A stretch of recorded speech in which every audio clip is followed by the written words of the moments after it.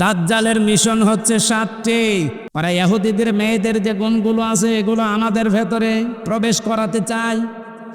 হযরতে ফাতেমাতুজ জোহরাকে আল্লাহ যে 2টা কারণে জান্নাতের নেত্রী বানিয়েছেন মেয়েদের, তার 1 নম্বরে কোনো দিন তিনি স্বামীকে হারাম কাজে উদ্বুদ্ধ করেননি। না খেয়ে থেকেছেন 3 দিন পর পর। আপনি সহ্য করতে পারবেন? 3টা দিন মানে 72 ঘন্টা না খেয়েছিলেন নবীর মেয়ে, তারপরও স্বামীকে দিয়ে কোনো হারাম কাজ করতে উদ্বুদ্ধ করেননি। আর আপনার কোনো অভাব নেই, এরপরও স্বামীকে দিয়ে বাম হাতের ইনকাম করান।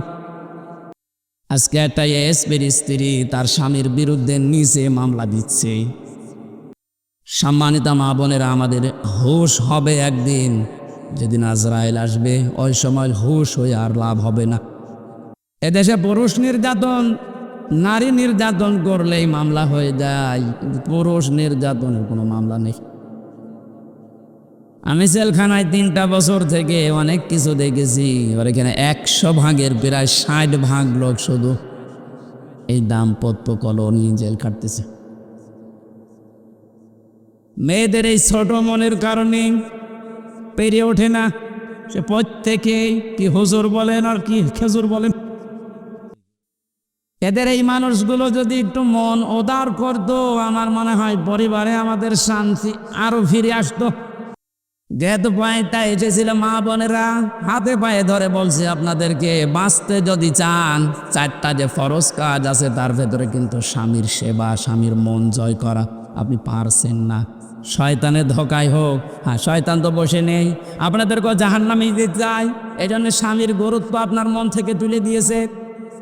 অথচ নবীজি জানিয়েছেন, আমি যদি এই পৃথিবীতে আল্লাহ বাদে কাউকে সেজদা করার অনুমতি দিতাম, মেয়েদের কানে কানে বলতাম স্বামীর পায়ে সেজদা করো। কত দামি জিনিস, আর তাকে ধরে ধরে আপনি অপমান করেন, মারেন। আমি তাফসীর থেকে একটা পয়েন্ট লিখেছি, ইহুদিদের মেয়েদের ভেতরে স্বভাবগুলো আছে। আল্লাহর নবী জানিয়েছেন এই পৃথিবীর ময়দানে দাজ্জাল তার মিশন চালু করার জন্য 7টি কাজ করে যাচ্ছে, কিয়ামত পর্যন্ত এটা করবে।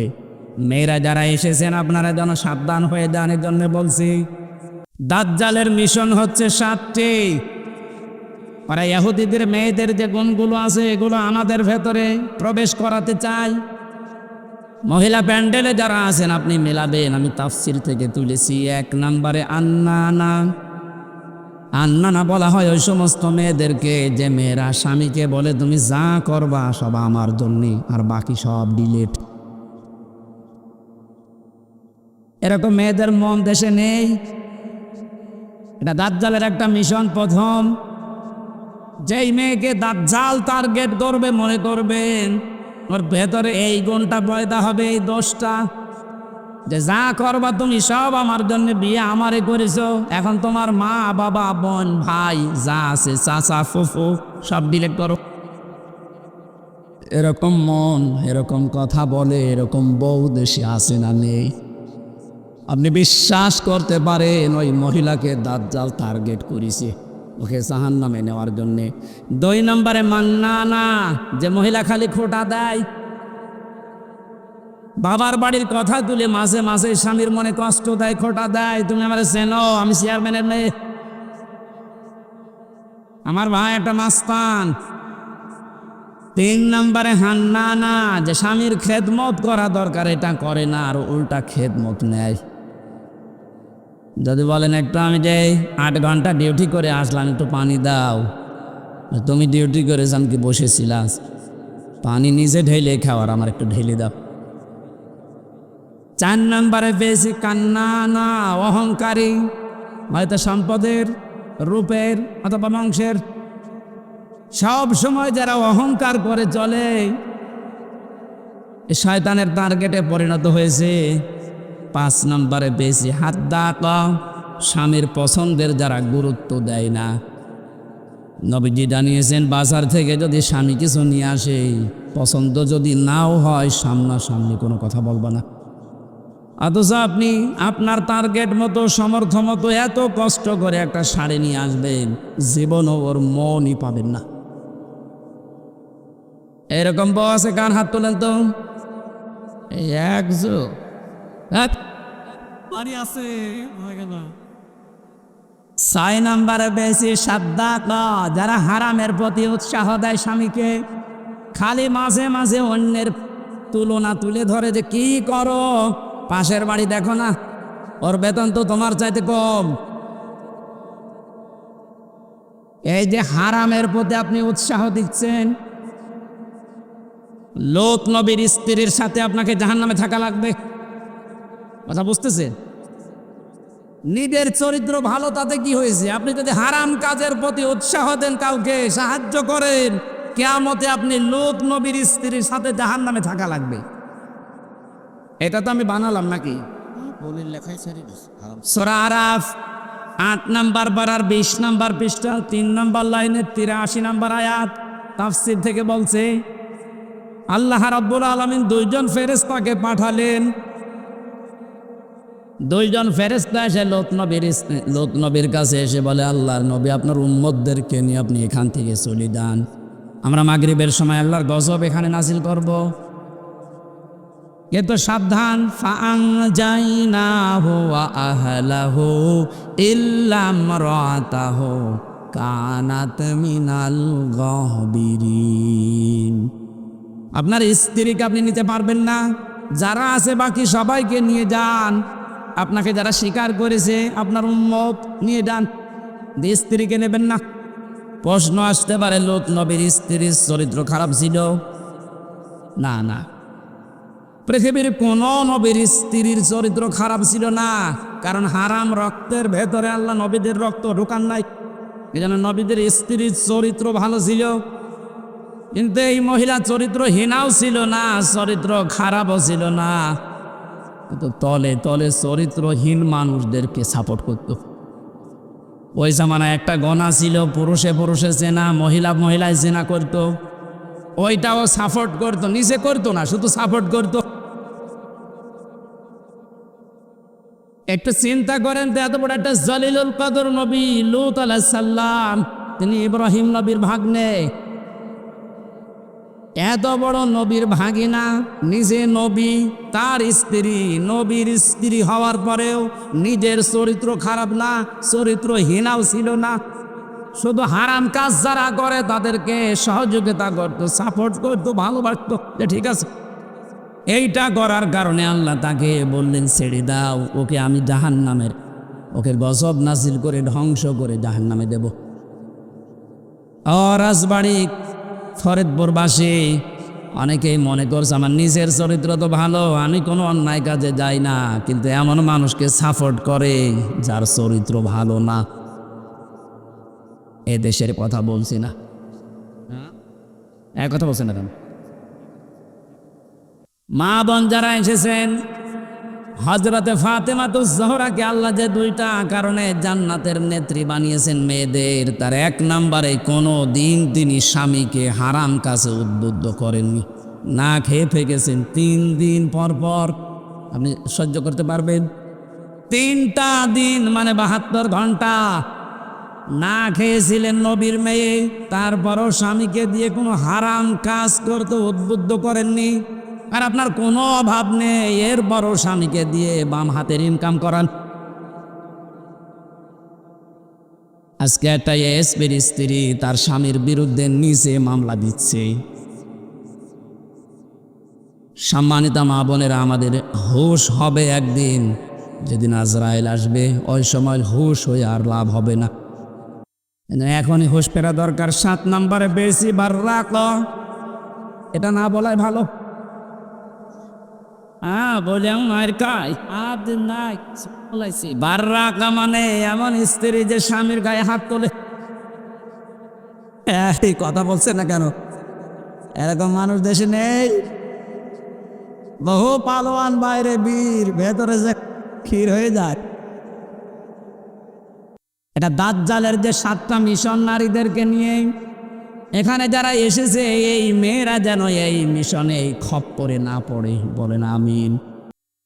এত বড় কঠিন মুহূর্তে হযরতে আসিয়া তার স্বামীর জন্য বরদোয়া দেননি।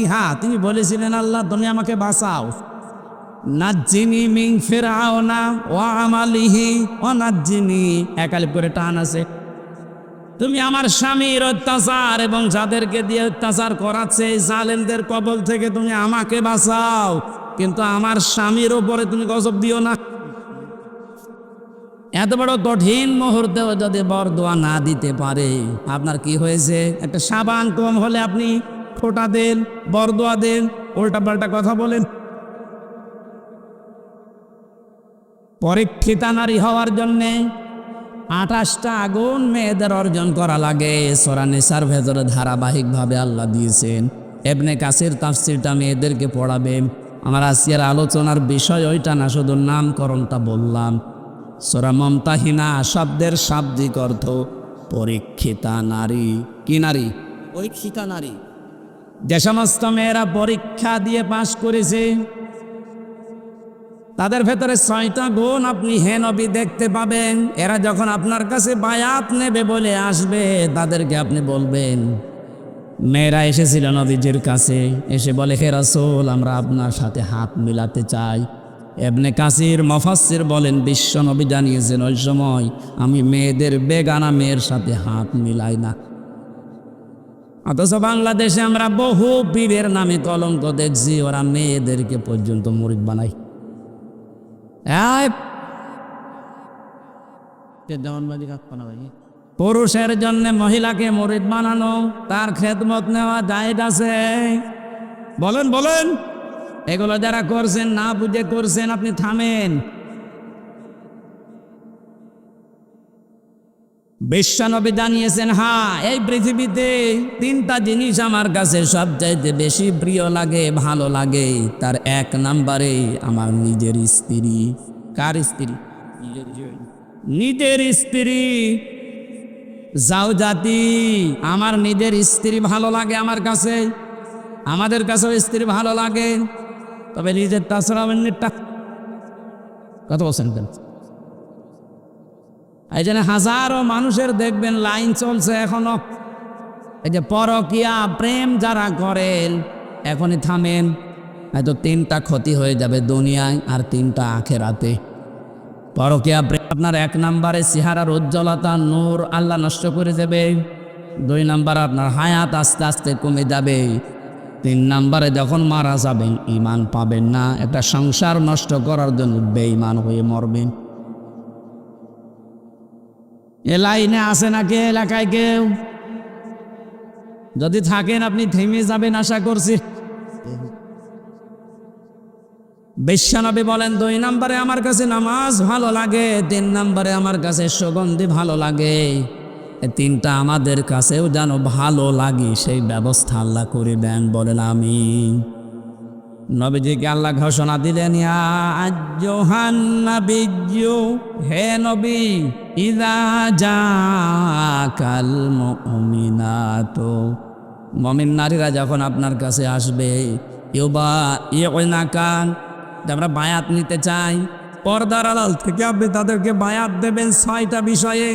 যদি এগুলো তারা মানতে পারে, আপনি নিচে তাদের জন্য আল্লাহর কাছে ক্ষমা চাবেন। যেহেতু আল্লাহ শিখিয়ে দিচ্ছেন, তার মানে 6টা কাজ করতে পারলে আল্লাহ নিজে আমাদেরকে মাফ করবেই। 1 নম্বরে দিয়েছেন, আলা আল্লাহ ইউশরিকুনা বিল্লাহি শাইআ।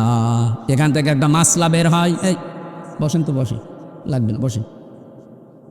এখান থেকে একটা মাসলা বের হয়, পৃথিবীতে যদি কেউ মুরিদ হতে চান, বায়াত নিতে চান কারো কাছে, এই 6টা বিষয়ে বায়াত নেওয়া লাগবে।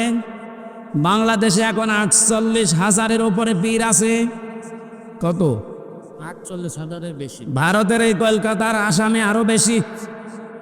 আমি তো 17, 18, 19, 20 এই সমস্ত সালগুলোতে ভারতের এই কয়েকটা রাজ্যে দেখেছি ও ঘরে ঘরে পীর। বিশেষ করে মুর্শিদাবাদ, আরে নদিয়া, হুগলি, এ সমস্ত জায়গায় জায়গায় পীর। ওরা পীরটা ওরা ব্যবসা হিসাবে নিস। বাংলাদেশের জরিপে যেটা সরকারি 48,000। আপনারা যদি মরিদ ধরতে চান, বায়াত দিতে চান, প্রথমে আপনাকে বলা লাগবে যে আমার দরবারে কোনো শিরিক চলবে না। আল্লাহ বাদে অন্য কাউকে সেজদা দেওয়া কি? আল্লাহ বাদে অন্য কাউকে ডাকা কি? তাহলে যেই দরবারে সেজদা দেওয়া হয় সে মানুষকে হোক, কবরে হোক, মাজারে হোক, হ্যাঁ শিরক এবং আল্লাহ বাদে অন্য কাউকে ডাকা হয়, এটা কি? আরো জোরে। এগুলো যে দরবারে হচ্ছে এখানে মুসলমান যেতে পারে?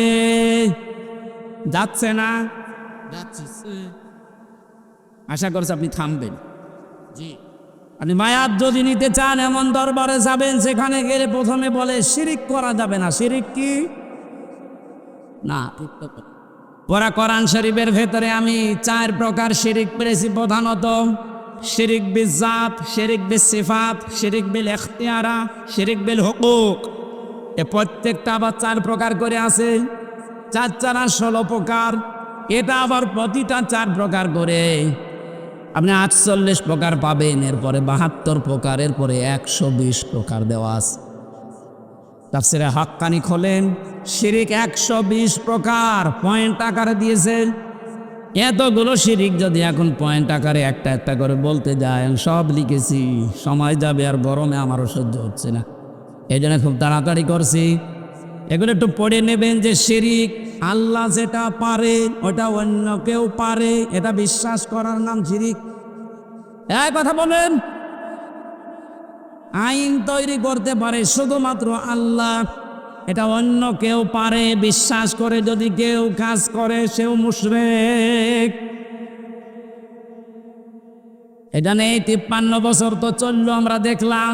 বাবা চালিয়েছিল, স্বামী চালিয়েছিল, চাচাও চালিয়েছে 9 বছর, বউ চালিয়েছে অনেক দিন, ভাবিও চালিয়েছে, সবাই চালিয়েছে মানুষের তৈরি করা নিয়ম নীতি আইন কানুন দিয়ে। এটার সাথে দ্বিমত আছে? বলেন বলেন। না দিনত না 53 বছরে কাঙ্ক্ষিত মানের শান্তি আপনি দেখলেন কেমন? এখন তো শুধুমাত্র দেখতে বাকি আছে এই কোরআন দিয়ে দেশ চললে কেমন দেখা যায়।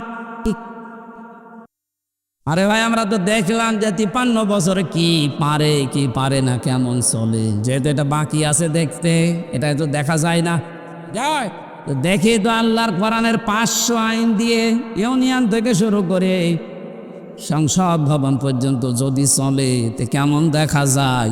আল্লাহ জানিয়েছেন ওটা আমি মিনি জান্নাত বানিয়ে দেব। এটা যাতে চর্মচোখে আমরা দেখে মরতে পারি, বলেন আমিন। খুব আশা আমার, খুব আকাঙ্ক্ষা লাগে আল্লাহ কোরআন দিয়ে দেশ চললে কেমন দেখা যায় পৃথিবীতে আমরা দেখিনি। সৌদি আরবে দেখেছি কিন্তু 100 ভাগ না 70 ভাগ। তাই যে শান্তি পাওয়া যায় মাঝে মাঝে ওখানে, ওটা যদি 100 ভাগ হতো, 30 ভাগ বাকি আছে এখনো। আমাদের দেশটা যদি 100 ভাগ আল্লাহর আইন দিয়ে আমরা চালাতে পারি, আপনি দেখবেন পৃথিবী কেমন শান্তি স্বস্তি নিরাপত্তা ফিরে আসে। আজ মেয়েদেরকে অনেকে জুজুর ভয় দেখাচ্ছে, ইসলাম যদি যায় তোমাদেরকে ঘরবন্দি করে ফেলবে। এতদিন তো জালেমরা এটা বোঝাতো, এখন অনেক মুনাফিকরা এটা বোঝানো আরম্ভ করেছে।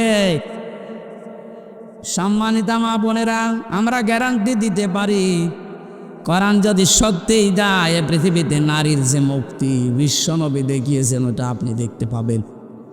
এখনো দেখতে পাননি মনে করছেন, মনে হয় ইসলাম ওই রকমই, আগে প্রতিষ্ঠিত হতে দেন। সুতরাং এই জুজুর ভয় যারা দেখাচ্ছেন আপনারা জালেম একদিকে, আর একদিকে আপনারা মুনাফিক।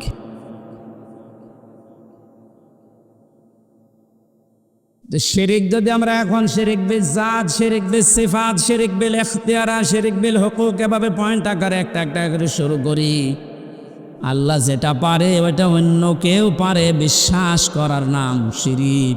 আল্লাহ পারে আইন দিতে, অন্য কেউ পারে না। এই কাজে যারা ইনভলভ আছেন, এই কাজের সাথে যারা জড়িত আছেন, এই কাজে যারা সাহায্য সহযোগিতা করছেন, সাপোর্ট করেন, আপনি যে দল করতে পারেন আপনি মুশরিক। আপনার বায়াত হয়নি, কিসের বায়াত নিচ্ছেন আপনি? 2 নম্বরে আল্লাহ বলেন ওয়ালা ইয়াসরিকনা, হে নবী ওদেরকে বলেন যেন তারা জীবনে চুরি না করে। কি না করে? চুরি নেই দেশে। বেগম পাড়ায় এমনি তৈরি হয়, বাবার টাকা দিয়ে বেগম পাড়া বানাচ্ছেন, সব চুরি করা টাকা।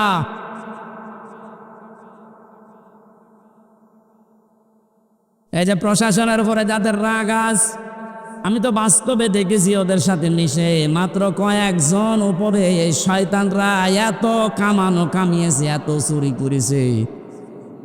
এখন আর এই মানুষগুলো রাস্তায় বের হতে পারছে না ওদের কারণে।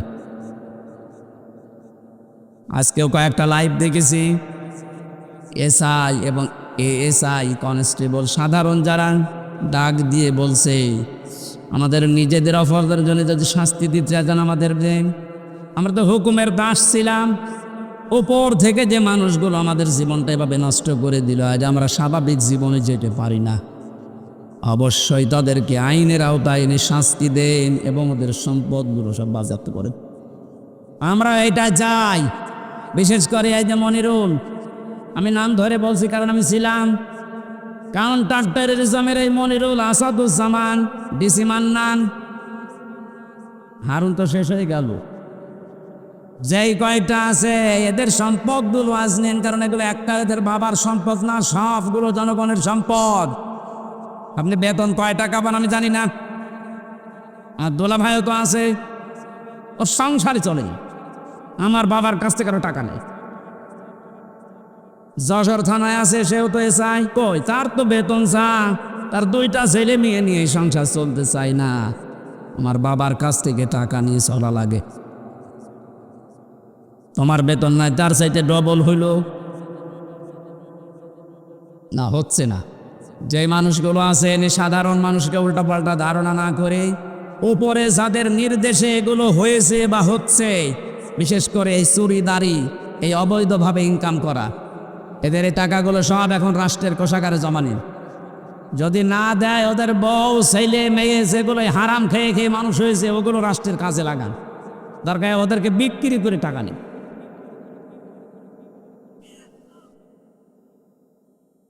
চুরির এইটা যদি আমরা শপথ নিতে পারতাম যে চুরি করব না, চুরি বন্ধ করব, এ দেশটা কিন্তু দাঁড়িয়ে যেত। এক দরবেশই যদি এত টাকা চুরি করে থাকে, বাকি যারা দরবেশের ভান ধরিস তাদের অবস্থা কি? ওরা আসেনি না, জেনা করা যাবে না। এ জেনা শুধু হাতের জেনা, মুখের জেনা, চোখের জেনা, অন্তরের জেনা, লজ্জাস্থানের জেনা। জেনাগুলো আজ বন্ধ করার জন্যে যে যেখানে আসি ওই জায়গা থেকে দায়িত্ব নেওয়া লাগবে, বিশেষ করে মেয়েদের আগে, কারণ জেনা এ শব্দ শুরুই আল্লাহ করেছেন মেয়েদের দিয়ে। আযানিয়াতু আযানি ফাজলিদু কুল্লা ওয়াহিদিন মিনহুমা মিয়াতা জালদা। আল্লাহ পাক বলেন জেনাকারিনী এবং জেনাকারী, আগে কার নাম? মেয়েদের নাম। এই জন্য মা বোনেরা আপনারা নিজেদেরকে কন্ট্রোল করেন। এই মোবাইলটা, এই ফেসবুক এবং কম্পিউটার, এই সমস্ত জিনিস দিয়ে আজ মানুষ জেনার লাইনে এগিয়ে যাচ্ছে।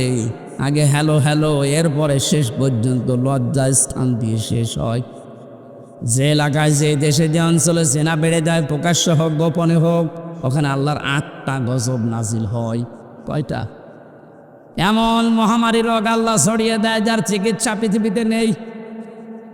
এজন্য আমরা সাবধান হব। আমাদের এই দেশটা জেনা যেগুলো চলছে, এগুলো কি করে বন্ধ করা যায়? নিজ উদ্যোগে, পারিবারিকভাবে, সামাজিকভাবে। আর দাজ্জুস লা ইয়াদখুলুল জান্নাহ, নবীজি জানিয়েছেন দাজ্জুস জান্নাতে যাবে না। দাজ্জুস বলা হয় পুরুষকে যে তার মেয়েকে, যে তার বউকে, তার বোনকে, তার মাকে কন্ট্রোল করতে পারে না। ওগুলো আরো মানুষ দিয়ে দেখায়, শান্তি পায়। এ পৃথিবীতে একটা মাত্র প্রাণী আছে যে তার লজ্জা স্থান উল্টা করে মানুষকে দেখে আনন্দ পায়, তার নাম কুকুর। নাম কি?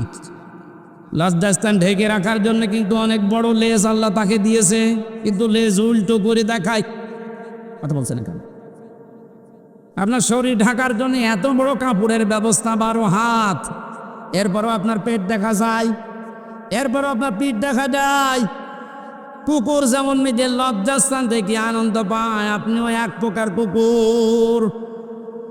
এর চাইতে নিকৃষ্ট ভাষা আর বলতে পারলাম না।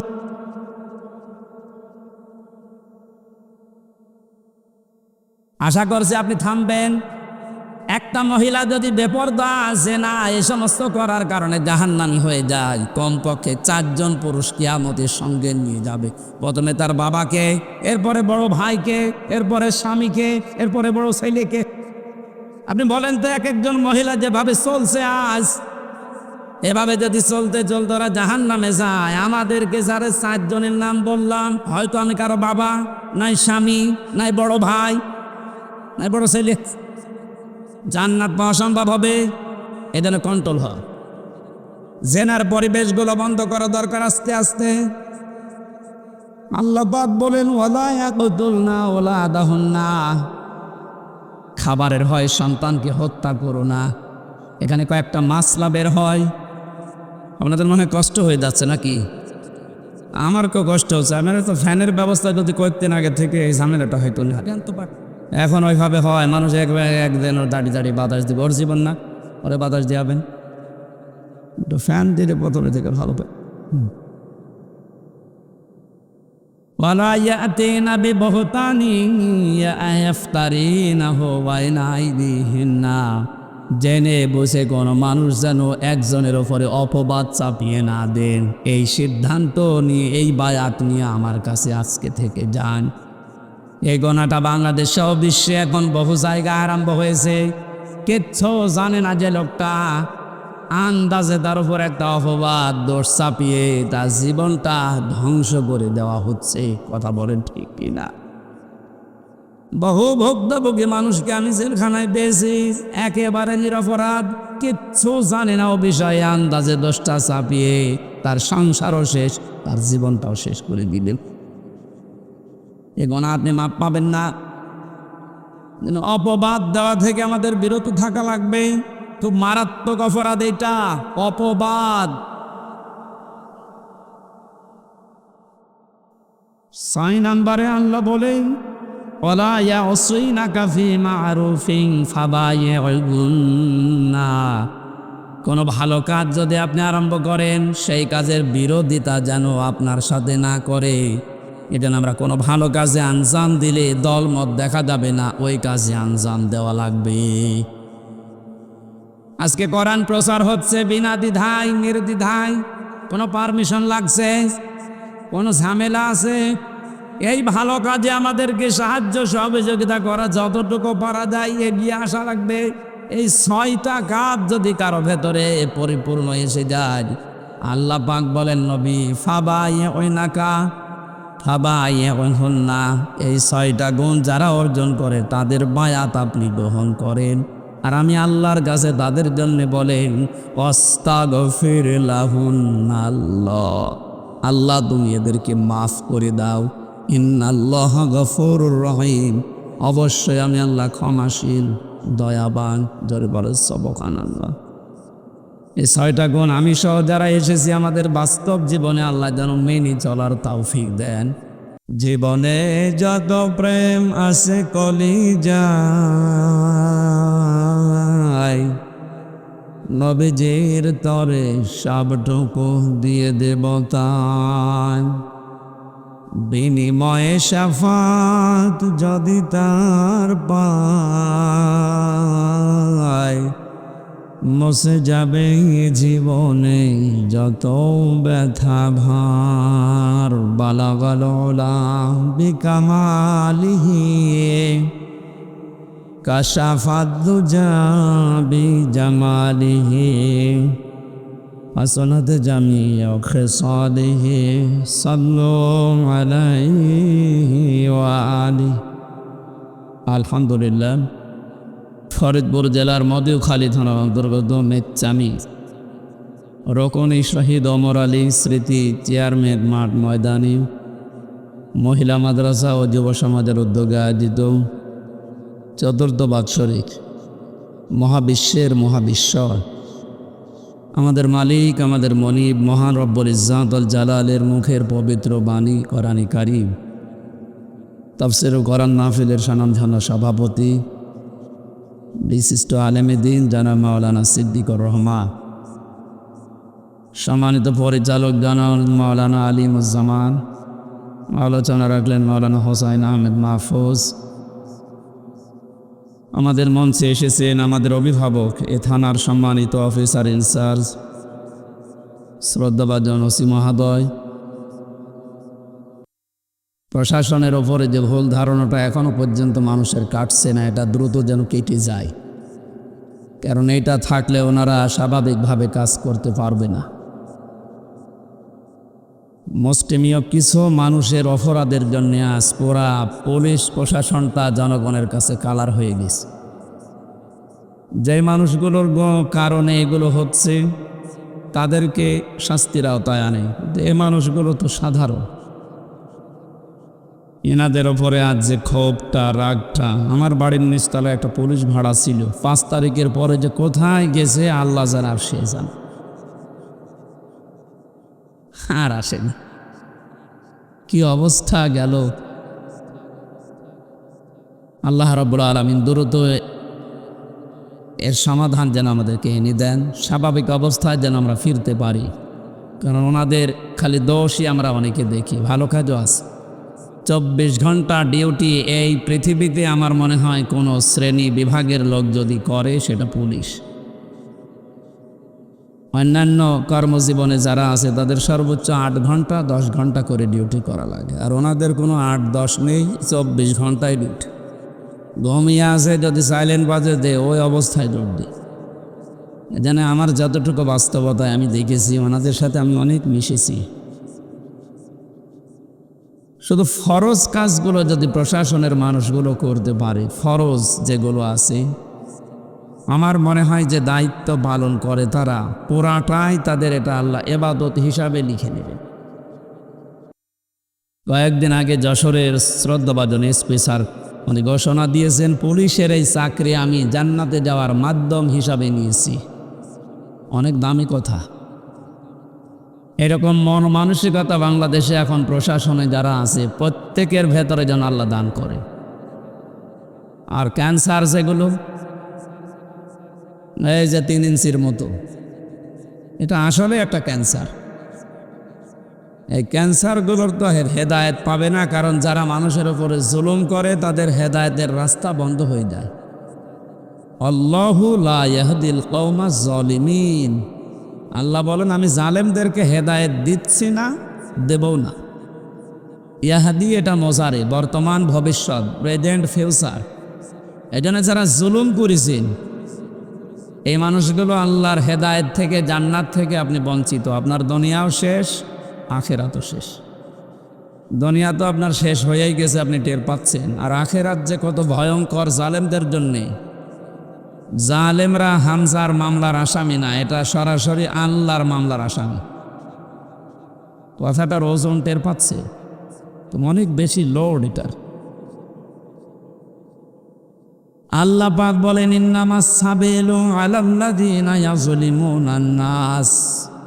সূরা শূরা 25 নম্বর পারার 6 নম্বর পৃষ্ঠা 13 নম্বর লাইনের 42 নম্বর আয়াতের প্রথম অংশে আছে, তাফসিরে ফি জিলালিল কোরআন।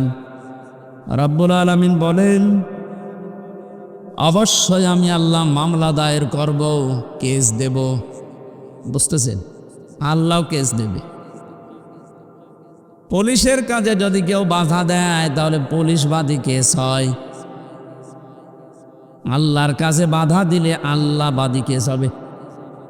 তাহলে পৃথিবীতে আল্লাহবাদী কাজ একটা আছে, সেটা জুলুম করা। জুলুম করা এটা কি বাদী কেস হবে? আল্লাহবাদী কেস। উনি নিজে বাদী হয়ে কেস দেবেন, নিজে মামলা দায়ের করবেন, নিজেই অভিযোগ লিখবেন, নিজেই বিচার করবেন, নিজে রায় দেবেন। কিছুদিন আগে আমাদের এই সিস্টেম ছিল, ওনারা নিজেরাই ধরে নিয়ে যেত, নিজেরাই লিখত, নিজেরাই উকিল, নিজেরাই বিচারপতি, নিজেরাই রায়। এইটা হয়েছিল আমার সাথে, আমি নিজে টের পেয়েছি, এই জন্যে বললাম। সবাই না, এই সিস্টেম যদি আল্লাহ নিতে শুরু করে বলেন তো তখন আপনি কি করবেন? মানে দেখেন সব কিছু দলীয়করণ করতে করতে এমন জায়গায় দেশটা নিয়ে গেছে, এমন দুর্নীতিগ্রস্ত হয়েছে দেশটা, জাতীয় মসজিদের খতিব পর্যন্ত পালিয়েছে। একটা দেশের কেন্দ্রীয় মসজিদের ইমাম যদি পালিয়ে যায় তাহলে বোঝা যাচ্ছে দেশটা কোথায় গিয়ে দাঁড়িয়েছে। তাহলে আল্লাহ নিজে বিচারপতি, নিজে রায় দেবেন।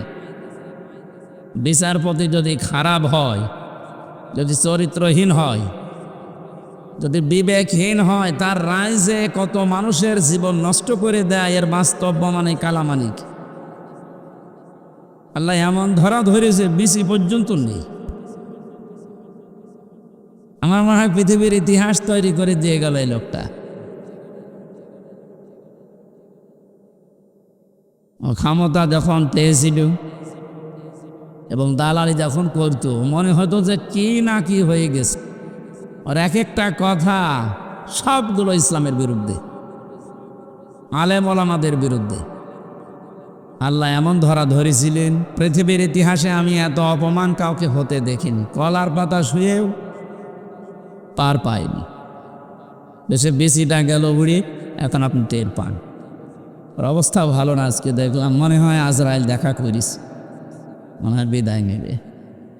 এটা তো গেল দুনিয়ার শাস্তি। আল্লাহ বলেন জালেমদের বিরুদ্ধে যেহেতু আমি নিজে মামলা দায়ের করবো, ওটা যে কি করবো, আমি কি রায় দেব কেউ জানে না। ওয়ালা তাহসাবান্নাল্লাহা গাফিলান আম্মা ইয়ামালু যালিমুন। হে নবী, আপনি কি মনে করেন যে জালেমদের সম্পর্কে আমি কোনো খোঁজ রাখি না? সবচাইতে বেশি খোঁজ রাখি জালেমদের বিষয়ে। ওদেরকে শুধু ছাড় দিয়েছি। ইন্নামা নুমলি লাহুম লিয়াজদাদু ইসমা। আমি আল্লাহ ওদেরকে ওদের পাপের পরিপূর্ণ করার জন্য ছাড় দেয়, যে নেই যত বাড়বে বাড়, তো পাপ যেন একেবারে পূর্ণতা পায়। বাস্তবতা আমরা এটাই দেখলাম, অনেকের পাপ একেবারে পরিপূর্ণ হয়ে গেছে। হাজারো মানুষের জীবন নষ্ট করার কারণে আল্লাহর আরশ পর্যন্ত কেঁপে গেছে। আল্লাহুম আযাবুম মুহিন। আল্লাহ তাআলা বলেন ওদের জন্য আমি অপমানজনক শাস্তির ব্যবস্থা করে রেখেছি। বলেন নাউযুবিল্লাহ। এই জন্য যারা জালেম, আপনার দুনিয়া শেষ, আপনার আখিরাতও শেষ। আপনি আরো ভয়ঙ্কর বিপদের দিকে যাচ্ছেন। এই জন্য আমার আহ্বান থাকবে, জালেম যারা তারা এখন থামবে। কারণ জালেমের কিন্তু তওবাও কবুল হয় না। ফেরাউনের তওবা কবুল হয়েছিল, কিন্তু এতটুকু বলেছিল আন্নাহু লা ইলাহা ইল্লাল্লাহ বলতে পারেনি। ও যখন ডুবে যাচ্ছিল, একবার উপরে ওঠে আবার পানির নিচে যায়। ফেরেশতা জিবরাইল এসে কাদা হাতে নিয়েছিল। তাফসীরে ফি জিলালিল কোরআন। ও যখন বলবে লা ইলাহা ইল্লাল্লাহ বলতে যাবে, তখন এসে মুখের উপরে কাদা লাগিয়ে বসে, তোর আর বলার দরকার নেই, কারণ তুই যা করেছিস। এই জন্য যারা অত্যাচারী হয়, যারা জুলুমবাজ হয়, এই মানুষগুলো যদি মনে করে শেষে ভালো হয়ে যাব, না, তাদের আর তওবা কবুল হয় না। কারণ তাদের পাপের কারণে তারা শেষে ডুবে মরে। এই যে মহিন শব্দটা আছে, ওয়ালা কোরআনের প্রতিটি শব্দ কিন্তু 100% সত্য, না 98%। আলাহুম আযাবুম মুহিন, তাদের জন্য আমি অপমানজনক শাস্তির ব্যবস্থা করে রেখেছি। ফিদ দুনিয়া ওয়াল আখিরা, দুনিয়া এবং আখিরাত।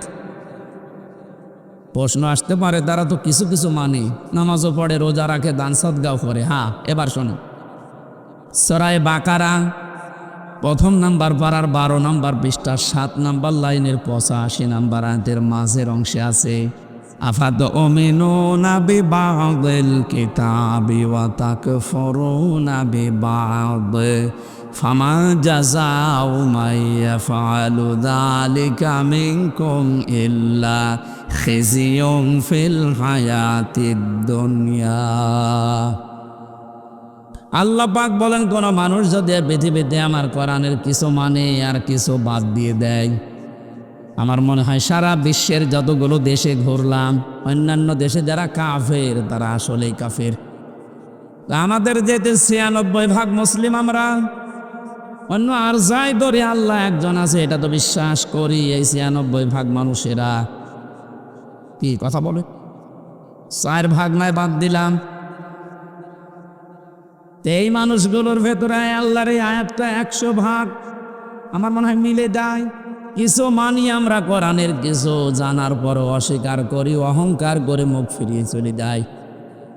এটা যদি কোরআনের সাথে কারো আচরণ হয়, আপনি নামাজের কথা বললে খুব ধীরস্থিরভাবে শোনেন, মেনে নিতে চান, রোজার কথা বললে খুব ভালোভাবে শোনেন, মেনে নিতে চান। নামাজ যেমন ফরজ, রোজা যেমন ফরজ, আল্লাহর কোরআন দিয়ে ইউনিয়ন থেকে সংসদ চলবে, এইটাও ফরজ। নাকি এইটা রাজনীতি? কে বলেছে আপনাকে রাজনীতি? আপনার নামাজে যদি জান্নাতে নিয়ে যায়, আপনার রাজনীতি জাহান্নামে নিয়ে যাবে। না, তাহলে এটা ঠিক করা লাগবে না? অবশ্যই লাগবে। কিছু বললে আপনি শুধু রাজনীতি বলে উড়িয়ে দেন। আরে ভাই, আমি তো কোরআনের চোখ লাগিয়ে দেখতে পাচ্ছি আপনি জাহান্নামে যাচ্ছেন। এটা যদি শুধু দুনিয়ার সাথে সম্পর্কিত হতো, আল্লাহর কসমে যে কোরআন আমি বলতাম না। এটা যেহেতু সম্পর্কিত আখিরাতের সাথে, এই জন্যে আপনাকে আমি সতর্ক করছি, আর আপনি নিয়েই এসেছেন জানার জন্যে। আর আমি দুইটা সিস্টেম বলছি। কিয়ামতের ময়দানে আল্লাহ পাক যখন বিচারের ব্যবস্থা করবেন, বিচারের প্রথম ধাপে আল্লাহ দুনিয়ার মানুষকে তার সামনে ডাকবেন স্রেফ একা একা। আমি আমার ঈমান থেকে কথা বলছি। যারা শুনছেন নিজের মনে করে শুনবেন যে প্রত্যেকের জন্য একই কথা। প্রতিটি মানুষ যখন আল্লাহর সামনে দাঁড়াবে, স্রেফ কয়জন করে? আরো জোরে বলেন না। অনেকে ছড়িয়েছে না কিয়ামতে অনেক বাবা অনেক দাদা লক্ষ লক্ষ মুরিদ নিয়ে উঠবে। এটা দাহা মিথ্যা কথা। সূরা মরিয়ম 16 নম্বর পারা 10 নম্বর পৃষ্ঠার 15 নম্বর লাইনের 95 নম্বর আয়াত। এটা শেষ নাম্বার রুকুতে আছে। এটা আছে ইবনে কাসিরের ভেতরে। নাকি আরো দলিল দেওয়া লাগবে? হ্যাঁ, কি আরো দলিল দেবো নাকি? আর তো দলিল নেই। কোরআনের উপরে আর দলিল আছে? আল্লাহ পাক বলেন, প্রতিটি মানুষকে আমি আল্লাহ কিয়ামতে আমার সামনে বিচারের জন্য ডাক দেব প্রথম ধাপে একা একা। কয়জন করে? কেউ থাকবে না আপনার সাথে। একটু নিজের দিকে মিলান তো এই বাস্তবতাটা। আপনি নিজে দাঁড়িয়ে আছেন আল্লাহর সামনে। আল্লাহ এবার জিজ্ঞাসা করবে, হামজা 2024 সালের আগস্ট মাসের 31 তারিখ পর্যন্ত তোরে মাফ করে দিলাম, যা। শুধু সেপ্টেম্বরের 1 থেকে 6 তারিখ, এই 6 দিনের হিসাব দিয়ে তুই জান্নাতে চলে যা। ফরিদপুরবাসী, আমার যতটুকু বাস্তবতা আমি যা দেখতে পাচ্ছি, আমার যা ঈমান আমল আছে, আমার তো এই 6 দিনের হিসাব এখনো জোগাড় করা সম্ভব না। আপনারা পারবেন না?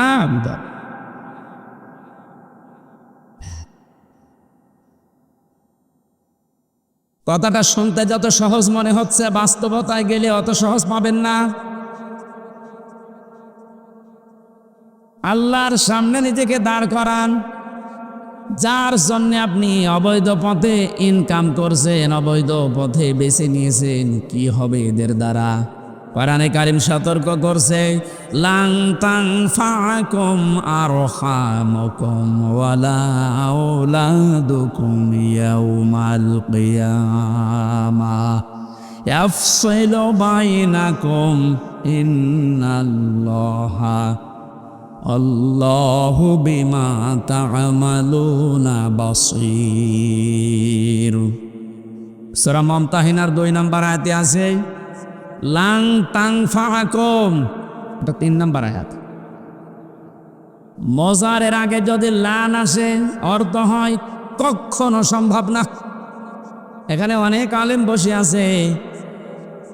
এই যে লাং তাং ফাওয়া নাফায়াং ফাও, এটা মজারে, এর আগে লাং দিয়েছেন।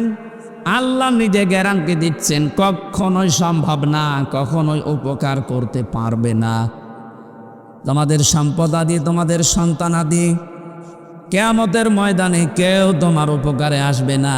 আল্লাহর এই কথাটা যদি আমরা 100 ভাগ বিশ্বাস করতাম, এই দেশে হাজারো মানুষের অবৈধ ইনকাম বন্ধ হয়ে যেত। আমরা ওই যে কিছু ভাষা বিশ্বাস করি, এই জন্য আমাদের অবৈধ পথ বন্ধ হয় না।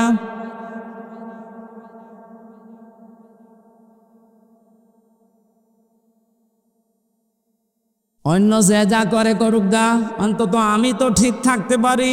জীবন চলে গেলেও কার জন্য কি করব? আমার সন্তানের জন্য, স্ত্রীর জন্য। এরা সব কিছু আমার থেকেই পার্থক্য করে দেবে আল্লাহ। সেঙ্গায় ফৎকার দেওয়ার সঙ্গে সঙ্গে যত রকমের সম্পর্ক ছিল আপনার দুনিয়ায়, আল্লাহ বলেন ফালা আনসাবা বাইনাহুম। নসবের বহু বছর আনসাব, কোন সম্পর্ক আর বাকি থাকবে না, সব কাট করে দেবেন। যা নিজের স্ত্রীকে দেখার পরও বলবেন কে তুমি? আমার তো দুনিয়ায় বিয়েই হয়নি, বউ পাবো কোথায়? দুনিয়ার মুসলমান ভাইরা, অন্য জাতির কথা আমি বাদ দিলাম।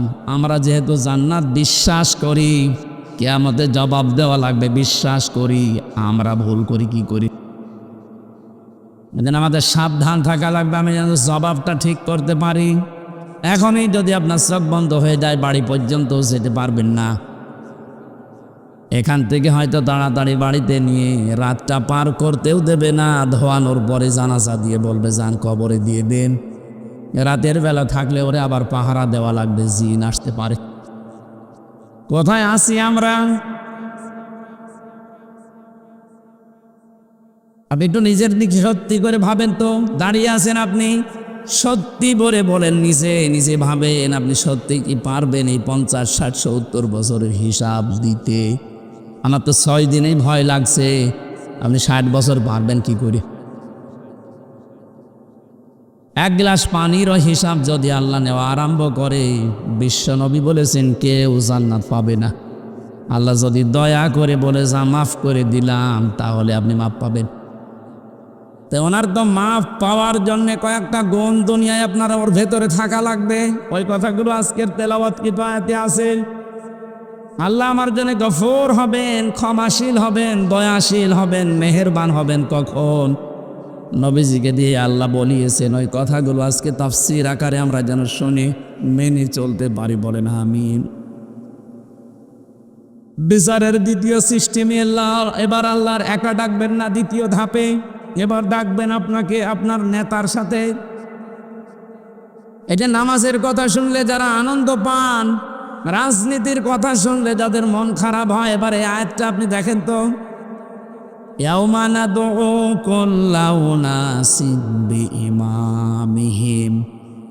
সূরা বনী ইসরাঈলের 72 নম্বর আয়াতের প্রথম অংশে আছে, আল্লাহ পাক বলেন কিয়ামতে প্রতিটি মানুষকে বিচারের দ্বিতীয় ধাপে এবার আর একা ডাক দেব না, প্রত্যেকটি মানুষকে ডাকবো তার নেতার সাথে। কার সাথে? এই জবাব দেন। আগে নেতা, ইমাম, এরপরে কর্মী। আপনি এবারে ভাবেন তো, যার আদর্শ মেনে আপনি রাজনীতি করেন, যাকে আপনি ভোট দেন, যার পেছনে স্লোগান দেন, যার কাছ থেকে টাকা পয়সা খান, এই লোকটা কিয়ামতে আপনার সামনে থাকবে, আপনি পেছনে। ওর যে সিহারা, ওর যে সোরাত সিরাত, আপনি নিজেও জানেন যে ওর চরিত্র কি। আপনার চাইতে আল্লাহ ভালো জানে না? বলেন বলেন। তাহলে এই লোকটা যদি সামনে থাকে আপনার, আপনি পেছনে, ওরে দেখেই তো আল্লাহর রাগ হয়ে যাবে, আপনার পর্যন্ত যাবে। এই রকম লোকের পেছনে থেকে যদি আল্লাহ আপনাকে দেখে, কি হবে বলেন? আমার মনে হয় আপনি ধরা খাবেন। অবশ্যই। অবশ্য ঠিক, ডাক্তার মানেও তো ধরা খেয়ে বসে আছে।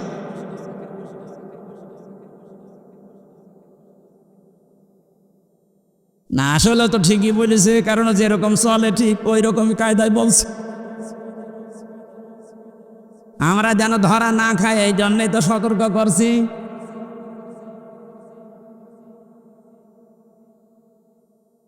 কোরআনে কারিম জানাম জানে এই দুনিয়াতে কারো জন্য একা না, সবার জন্যে। কোরআনের আলেম আমরা যারা, আল্লাহর কসম আমরাও সবার জন্যে। আপনাকে আমি বাঁচাতে চাচ্ছি। শুধু নামাজ দিয়ে রোজা দিয়ে যদি জান্নাতে যাওয়া যেত, আব্দুল্লাহ বিন উবাই আপনার আগে জান্নাতে যেত। এই লোকটার পুরা জীবন আমি পড়ে দেখেছি, কোনো অপরাধ আমি ওর জীবনে সেরকম মেজর পাইনি। তবে একটা বিষয়ও মানত না, ওর নামাজ ছিল নবীজির পেছনে, মসজিদে নববীতে, কাবা শরীফে। আপনি নামাজ পড়েন ম্যাক্সামি মসজিদে, কে চেনে? আরো নামাজ পড়তো মসজিদে নববীতে, কাবা শরীফে 1 রাকাত নামাজে 1 লক্ষ রাকাত নামাজে সওয়াব হয়। ও রোজা রেখেছে, রাসূলুল্লাহর সাথে ইফতারি করেছে, নবীর সাথে, ও তাহাজ্জুদের নামাজ পড়তো। ওর যত কিছু আমি পেয়েছি একটা একটা করে মিলিয়ে দেখলাম সবই ঠিক আছে, শুধু রাজনৈতিক জীবনে ওর আদর্শ ছিল আবু জেহেল। এরকম মানুষ দুনিয়ায় নেই। এই কথা বলা লাগবে, আমি নাম ধরেই বলছি। এই যে সালমান এফ রহমান দরবেশ, ওর নামাজ ছিল, রোজা ছিল, কাবা শরীফের পাশে আমি যখনই গেছি দেখছি ও পাশে ওই যে বিল্ডিং দারুত তাওহীদ, ওখানে থাকতো, যেখানে 15 থেকে 20 লক্ষ টাকা লাগে থাকতে। আমরা থাকতাম তো প্রায় 2 কিলোমিটার দূরে, কারণ আমার 3.5 লাখ, আর ওর 15 থেকে 20 লাখ টাকা এই জন্যে কাবার পাশে থাকে, যেন কাবা দেখা যায়। টাকা যদি ভ্যান চালিয়ে উপায় করা লাগতো তাহলে আমার মনে হয় 5 কিলো দূরে থাকতো। টাকা তো সব জনগণের, 36,000 কোটি টাকা আপনি জীবনে গণনা করে শেষ করতে পারবেন না। অথচ পদ্মা সেতুর মতো এত বড় বিশাল প্রকল্প মাত্র 32,000 কোটি টাকায় কমপ্লিট হয়ে গেছে, আর ওরে একাই কত 36টা। আমার মনে হয় আর একটা পদ্মা সেতু বানিয়ে টাকা আরো 4,000 কোটি রেখে যেত। এই লোকটার সাথে আব্দুল্লাহ বিন ওবাইর আমার মনে হচ্ছে মিল আছে। ওর নামাজ, রোজা, কাবা শরীফ দেখা, ইফতারি করা সব ঠিক আছে। রাজনৈতিক জীবনে ও লোকটা এমন মানুষকে মানে যার চরিত্র আসলে ভালো না। কি ওর নিজের চরিত্র যে ভালো না তার প্রমাণ দেখেছেন, দাড়ি কেটে নম হয়ে গেছে।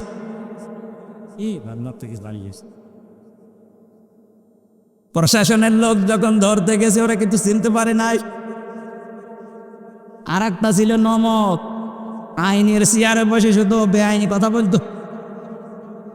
এই লোকটারে যখন ধরে নিয়ে যাচ্ছিল এই আইনমন্ত্রী, অবশ্য আমি একা কেন, ওই যে ওর বেশ ওর দাড়ি কই, দাড়ি কি ঢুকে দিয়েছে। যেই লোকটা এত বড় ভাওতাবাজি করতে পারে মানুষের সাথে, যে রাসূলুল্লাহর সুন্নত, দাড়ি কি হামজার সুন্নত, কার সুন্নাত? অপরাধ বোধ কত বেশি, নিজে কাজ করেছে এই জন্য তো অপরাধী। এত ভয় যে রাসূলুল্লাহ গলায় দিয়ে দিয়ে যা আমার দরকার নেই, আমি আগে বাঁচতে চাই। আল্লাহ বাঁচতে দিয়েছে, এখন পচা ডিম খাচ্ছে।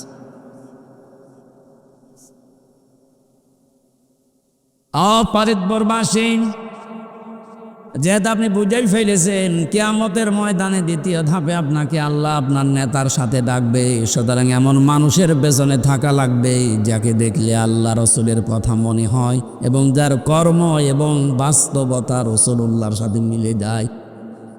এরকম মানুষের দেশে নেই। প্যান্ডেলের ভেতরে এসে কত কথা বলার পরে বলে ঠিক আছে, এখান থেকে যাওয়ার পরে সব উল্টিয়ে ফেলি। এই জন্য আমাদের কপালের কোনো পরিবর্তন নেই, এবার আর ভুল করা যাবে না। কি কথা বলে না কেন? এবারও যদি ভুল করেন আবার পেছিয়ে যাবেন। আশা করছি আপনার বিবেক কাজে লাগবে। এজন্য কোরআনে কারিমের নামাজের কথা বললে আপনি ভালোভাবে মেনে নিয়েছেন, রোজার কথা বললে মেনে নিয়েছেন, অন্যায় যেখানে প্রতিবাদ সেখানে, এটার আরবি নাম জিহাদ। জিহাদের কথা বললে আপনি জঙ্গি মনে করেন, জিহাদের কথা বললে রাজনীতি মনে করেন। তাহলে আয়াতটার সাথে তো আপনার বাস্তবতা মিলছে যে কিছু মানেন আর কিছু মানেন না।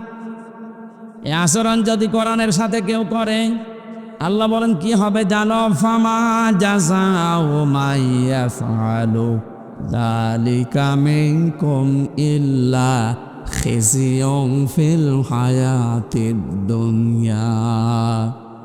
এই লোকটার জীবন আমি লাঞ্ছনা, গঞ্জনা, অপমান, অপদস্থ এগুলো দিয়ে ভরে দেব দুনিয়ার জীবনটা, আর মরণের পরে নিয়ে যাব আসাদ্দিল আযাব, যন্ত্রণাদায়ক এবং কঠিন ভয়ঙ্কর আযাবের দিকে নিয়ে যাব। এটা কোনো কাফেরের বিপক্ষে আল্লাহ বলেছেন, আমি পাইনি। কোরআনে কাফেরের বিরুদ্ধে কথা আছে অন্য কথা, মুনাফিকের বিরুদ্ধে কথা আছে অন্য কথা।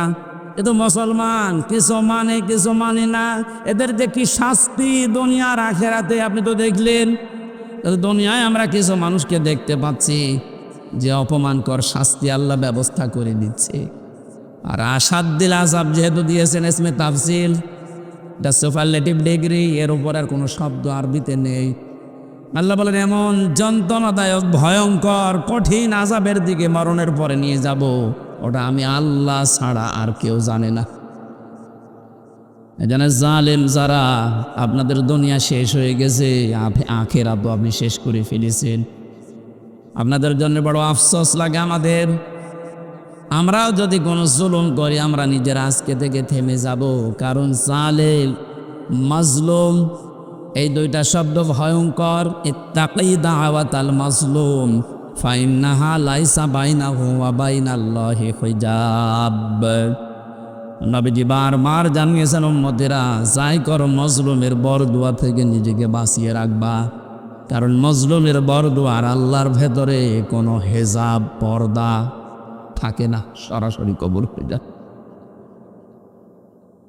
আজকে কোরআনে কারিমের এই ময়দানে যারা এসেছি কিছু কথা শোনার জন্যে, প্রথমে দোয়া করে নিচ্ছি, আল্লাহ আমার জীবনে যেন কোনো জুলুম না থাকে, আমার দ্বারা কেউ যেন মাজলুম না হয়ে যায়, তুমি আমাকে রক্ষা করবা, বলেন আমিন। যিনি আমাদেরকে এই মাহফিলে নিয়ে এসেছেন আমরা তার শুকরিয়া আদায় করছি, আলহামদুলিল্লাহ।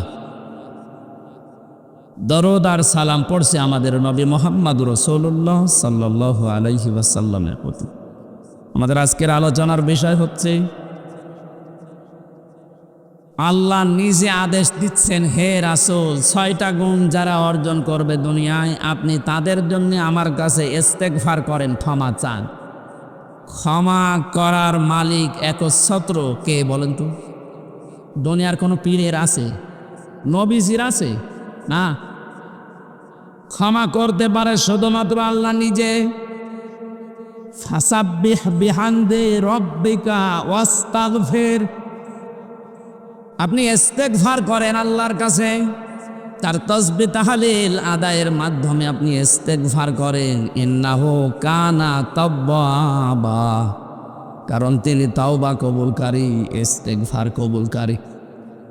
আমার ভালোভাবে শিক্ষা নেওয়ার বিষয় এখানে এইটা, যেহেতু তাওবা কবুল করবেন একজন, তিনি আল্লাহ, তিনি নিজে শিখিয়ে দিচ্ছেন, নবীজি এই 6টা গুণ যাদের ভেতরে আছে আপনি তাদের জন্য আমার কাছে ক্ষমা চান। তাহলে এটা ক্ষমা করার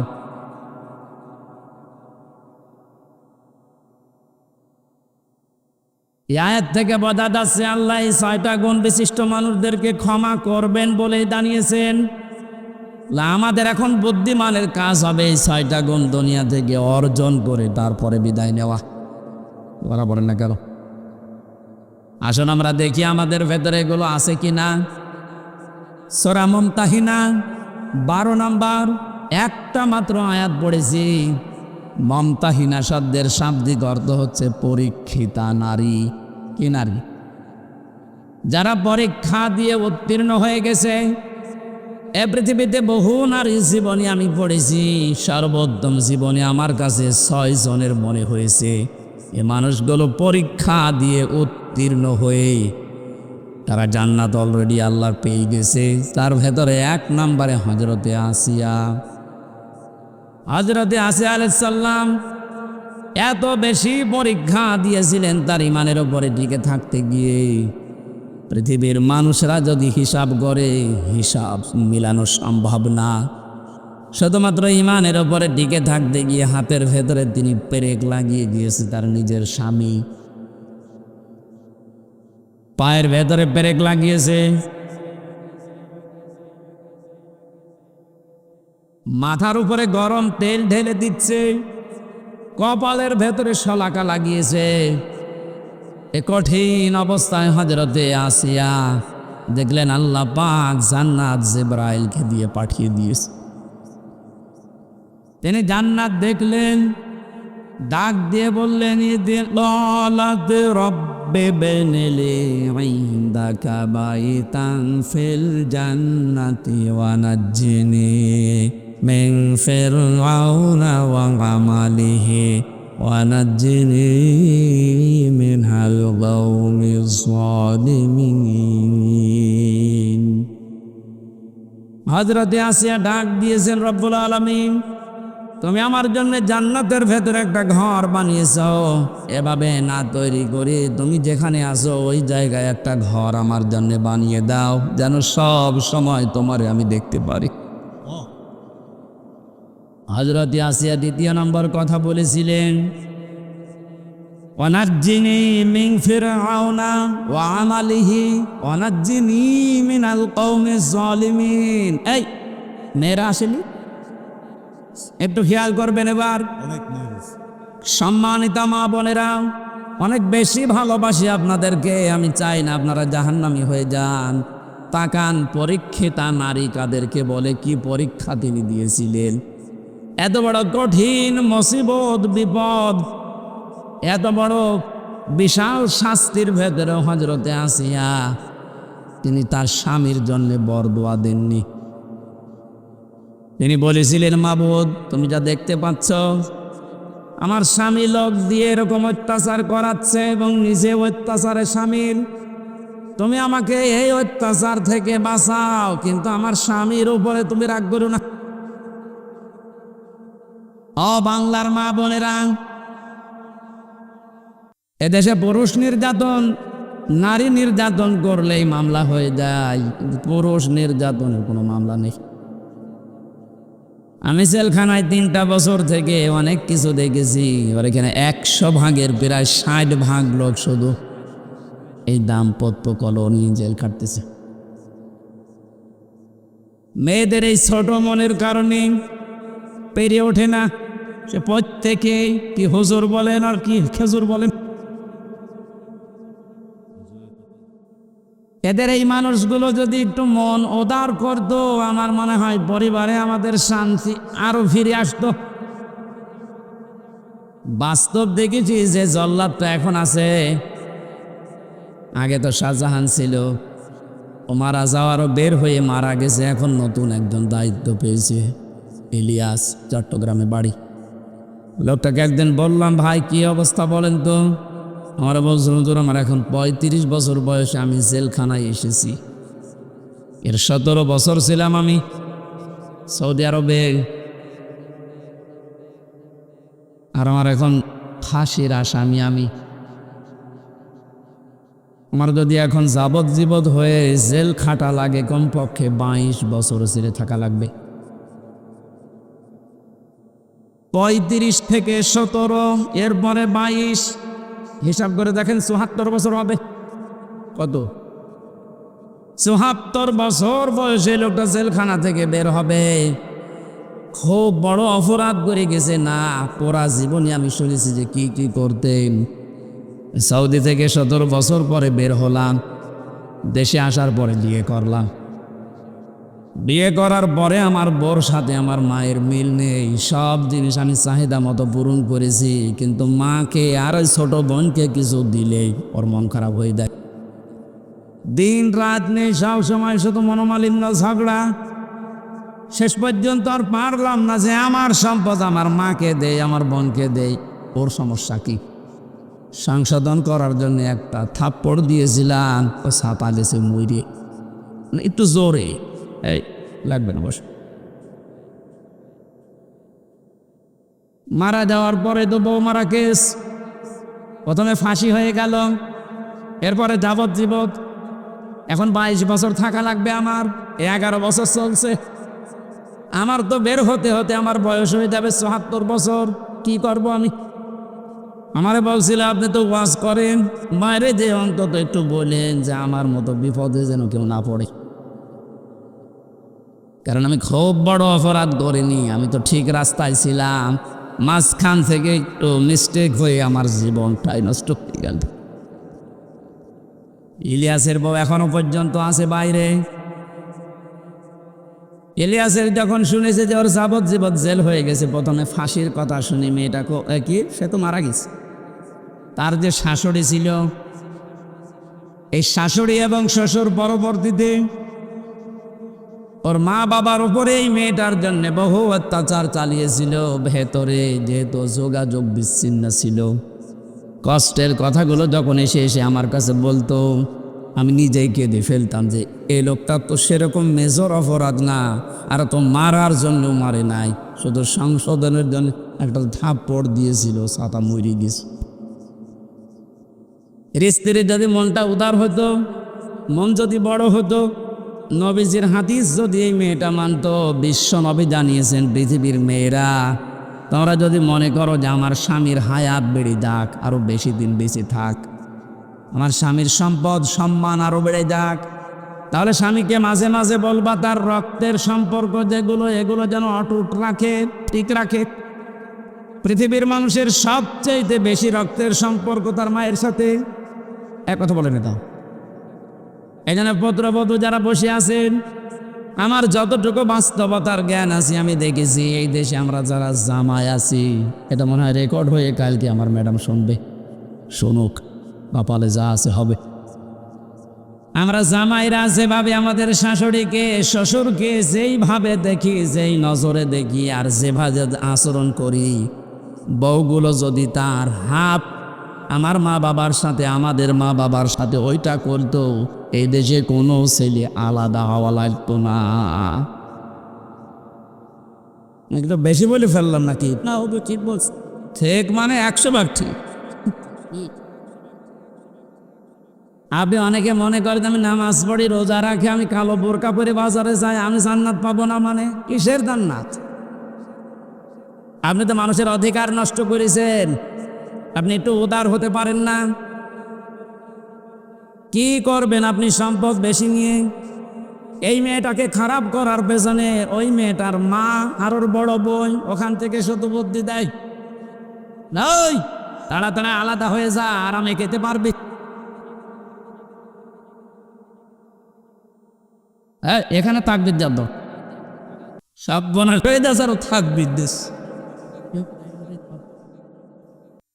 যেহেতু পয়েন্টটা এসেছিল, মা বোনেরা হাতে পায়ে ধরে বলছে আপনাদেরকে বাঁচতে যদি চান, 4টা যে ফরজ কাজ আছে তার ভেতরে কিন্তু স্বামীর সেবা, স্বামীর মন জয় করা আপনি পারছেন না।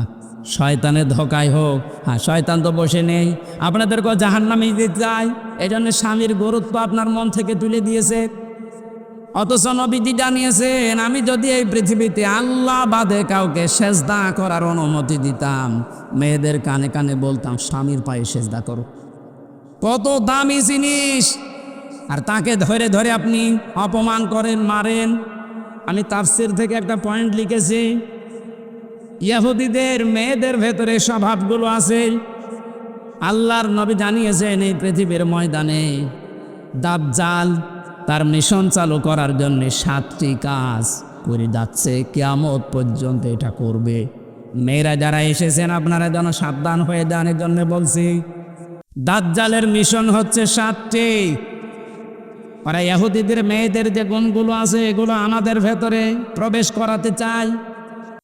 মহিলা প্যান্ডেলে যারা আছেন আপনি মেলাবেন, আমি তাফসীর থেকে তুলেছি। 1 নম্বরে আন্নানা।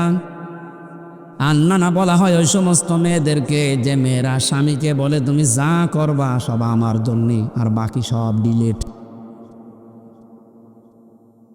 এরকম মেয়েদের মন দেশে নেই। এটা দাজ্জালের একটা মিশন। প্রথম যেই মেয়েকে দাজ্জাল টার্গেট করবে, মনে করবেন ওর ভেতরে এই গুণটা পয়দা হবে, এই দোষটা, যে যা করবা তুমি সব আমার জন্য, বিয়ে আমারে করেছো, এখন তোমার মা বাবা বোন ভাই যা আছে চাচা ফুফু সব ডিলেট করো। এরকম মন, এরকম কথা বলে, এরকম বউ দেশে আসে না নেই? আপনি বিশ্বাস করতে পারেন ওই মহিলাকে দাজ্জাল টার্গেট করেছে ওকে জাহান্নামে নেওয়ার জন্যে। 2 নম্বরে মান্নানা, যে মহিলা খালি খোটা দেয়, বাবার বাড়ির কথা তুলে মাঝে মাঝে স্বামীর মনে কষ্ট দেয়, খোটা দেয়। তুমি আমার চেনো, আমি চেয়ারম্যানের মেয়ে, আমার ভাই একটা মাস্তান। 3 নম্বরে হান্নানা, যে স্বামীর খেদমত করা দরকার এটা করে না, আর উল্টা খেদমত নেয়। যদি বলেন একটু আমি যে 8 ঘন্টা ডিউটি করে আসলাম, একটু পানি দাও, তুমি ডিউটি করে যান কি বসেছিলাম, পানি নিজে ঢেলে খাওয়ার, আমার একটু ঢেলে দাও। 4 নম্বরে বেশি কান্নানা, অহংকারী, হয়তো সম্পদের রূপের অথবা মাংসের। সব সময় যারা অহংকার করে চলে শয়তানের টার্গেটে পরিণত হয়েছে। 5 নম্বরে বেশি হাদ্দাক, স্বামীর পছন্দের যারা গুরুত্ব দেয় না। নবীজি জানিয়েছেন বাজার থেকে যদি স্বামী কিছু নিয়ে আসে, পছন্দ যদি নাও হয়, সামনাসামনি কোনো কথা বলবা না। অথচ আপনি আপনার টার্গেট মতো সমর্থ মতো এত কষ্ট করে একটা শাড়ি নিয়ে আসবেন, জীবনও ওর মনই পাবেন না। এরকম বউ আছে, কার হাত তোলেন তো? এই একজো বাড়ি আছে হয়ে গেল। 6 নম্বরে বেশি সাদ্দাক, যারা হারামের প্রতি উৎসাহ দেয় স্বামীকে। খালি মাঝে মাঝে অন্যের তুলনা তুলে ধরে যে কি করো, পাশের বাড়ি দেখো না, ওর বেতন তো তোমার চাইতে কম। এই যে হারামের প্রতি আপনি উৎসাহ দিচ্ছেন, লোত নবীর স্ত্রীর সাথে আপনাকে জাহান্নামে থাকা লাগবে। কথা বুঝতেছেন? নিজের চরিত্র ভালো তাতে কি হয়েছে? আপনি যদি হারাম কাজের প্রতি উৎসাহ দেন, কাউকে সাহায্য করেন, কিয়ামতে আপনি লোত নবীর স্ত্রীর সাথে জাহান্নামে থাকা লাগবে। এটা তো আমি বানালাম নাকি? বলির লেখাই ছেড়ে হারাম। সূরা আরাফ 8 নম্বর পারার 20 নম্বর পৃষ্ঠা 3 নম্বর লাইনের 83 নম্বর আয়াত তাফসীর থেকে বলছে, আল্লাহ রাব্বুল আলামিন 2 জন ফেরেশতাকে পাঠালেন। 2 জন ফেরেশতা এসে লোত নবীর কাছে এসে বলে, আল্লাহর নবী, আপনার উম্মতদেরকে নিয়ে আপনি এখান থেকে চলে যান, আমরা মাগরিবের সময় আল্লাহর গজব এখানে নাজিল করব। কিন্তু সাবধান, ফাআনজাইনাহু ওয়া আহলাহু ইল্লা ইমরাতাহু কানাত মিনাল গাহবিরিন। আপনার স্ত্রীকে আপনি নিতে পারবেন না, যারা আছে বাকি সবাইকে নিয়ে যান। আপনাকে যারা স্বীকার করেছে আপনার উম্মত, নিয়ে যান, স্ত্রীকে নেবেন না। প্রশ্ন আসতে পারে, লোত নবীর স্ত্রীর চরিত্র খারাপ ছিল? না না, পৃথিবীর কোন নবীর স্ত্রীর চরিত্র খারাপ ছিল না, কারণ হারাম রক্তের ভেতরে আল্লাহ নবীদের রক্ত ঢোকান নাই। এই জন্য নবীদের স্ত্রীর চরিত্র ভালো ছিল। কিন্তু এই মহিলা চরিত্রহীনাও ছিল না, চরিত্র খারাপও ছিল না, কিন্তু তলে তলে চরিত্রহীন মানুষদেরকে সাপোর্ট করত। ওই জামানায় একটা গণা ছিল, পুরুষে পুরুষে জেনা, মহিলা মহিলায় জেনা করত, ওইটাও সাপোর্ট করত, নিজে করতো না, শুধু সাপোর্ট করত। একটু চিন্তা করেন তো, এত বড় একটা জলিলুল কদর নবী লূত আলাইহিস সালাম, তিনি ইব্রাহিম নবীর ভাগ্নে,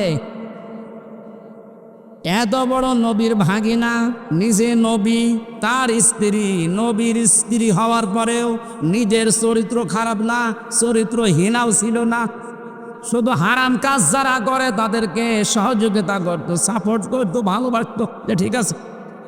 এইটা করার কারণে আল্লাহ তাকে বললেন, ছেড়ে দাও, ওকে আমি জাহান্নামের, ওকে গজব নাজিল করে ধ্বংস করে জাহান্নামে দেব। রাজবাড়ি ফরিদপুরবাসী অনেকেই মনে করছে আমার নিজের চরিত্র তো ভালো, আমি কোনো অন্যায় কাজে যাই না, কিন্তু এমন মানুষকে সাপোর্ট করে যার চরিত্র ভালো না। এ দেশের কথা বলছি না, এক কথা বলছে না কেন? মা বোন যারা এসেছেন, হযরতে ফাতেমাতুজ জোহরাকে আল্লাহ যে 2টা কারণে জান্নাতের নেত্রী বানিয়েছেন মেয়েদের, তার 1 নম্বরে কোনো দিন তিনি স্বামীকে হারাম কাজে উদ্বুদ্ধ করেননি। না খেয়ে থেকেছেন 3 দিন পর পর। আপনি সহ্য করতে পারবেন? 3টা দিন মানে 72 ঘন্টা না খেয়েছিলেন নবীর মেয়ে, তারপরও স্বামীকে দিয়ে কোনো হারাম কাজ করতে উদ্বুদ্ধ করেননি। আর আপনার কোনো অভাব নেই, এরপরও স্বামীকে দিয়ে বাম হাতের ইনকাম করান। আজকে একটা এসপির স্ত্রী তার স্বামীর বিরুদ্ধে নিজে মামলা দিচ্ছে। সম্মানিতা মা বোনেরা, আমাদের হুঁশ হবে একদিন, যেদিন আজরাইল আসবে, ওই সময় হুঁশ হয়ে আর লাভ হবে না। এখনই হুঁশ ফেরা দরকার। 7 নম্বরে বেশি বার রাখ, এটা না বলাই ভালো। হ্যাঁ বলে মায়ের কায় আর দিন নাই বলাইছি বাররা কামানে এমন স্ত্রী যে স্বামীর গায়ে হাত তোলে। এই কথা বলছে না কেন? এরকম মানুষ দেশে নেই। বহু পালোয়ান বাইরে বীর, ভেতরে যে ক্ষীর হয়ে যায়। এটা দাজ্জালের যে 7টা মিশন নারীদেরকে নিয়ে এখানে যারা এসেছে, এই মেয়েরা যেন এই মিশনে এই খপ্পরে না পড়ে, বলেন আমিন।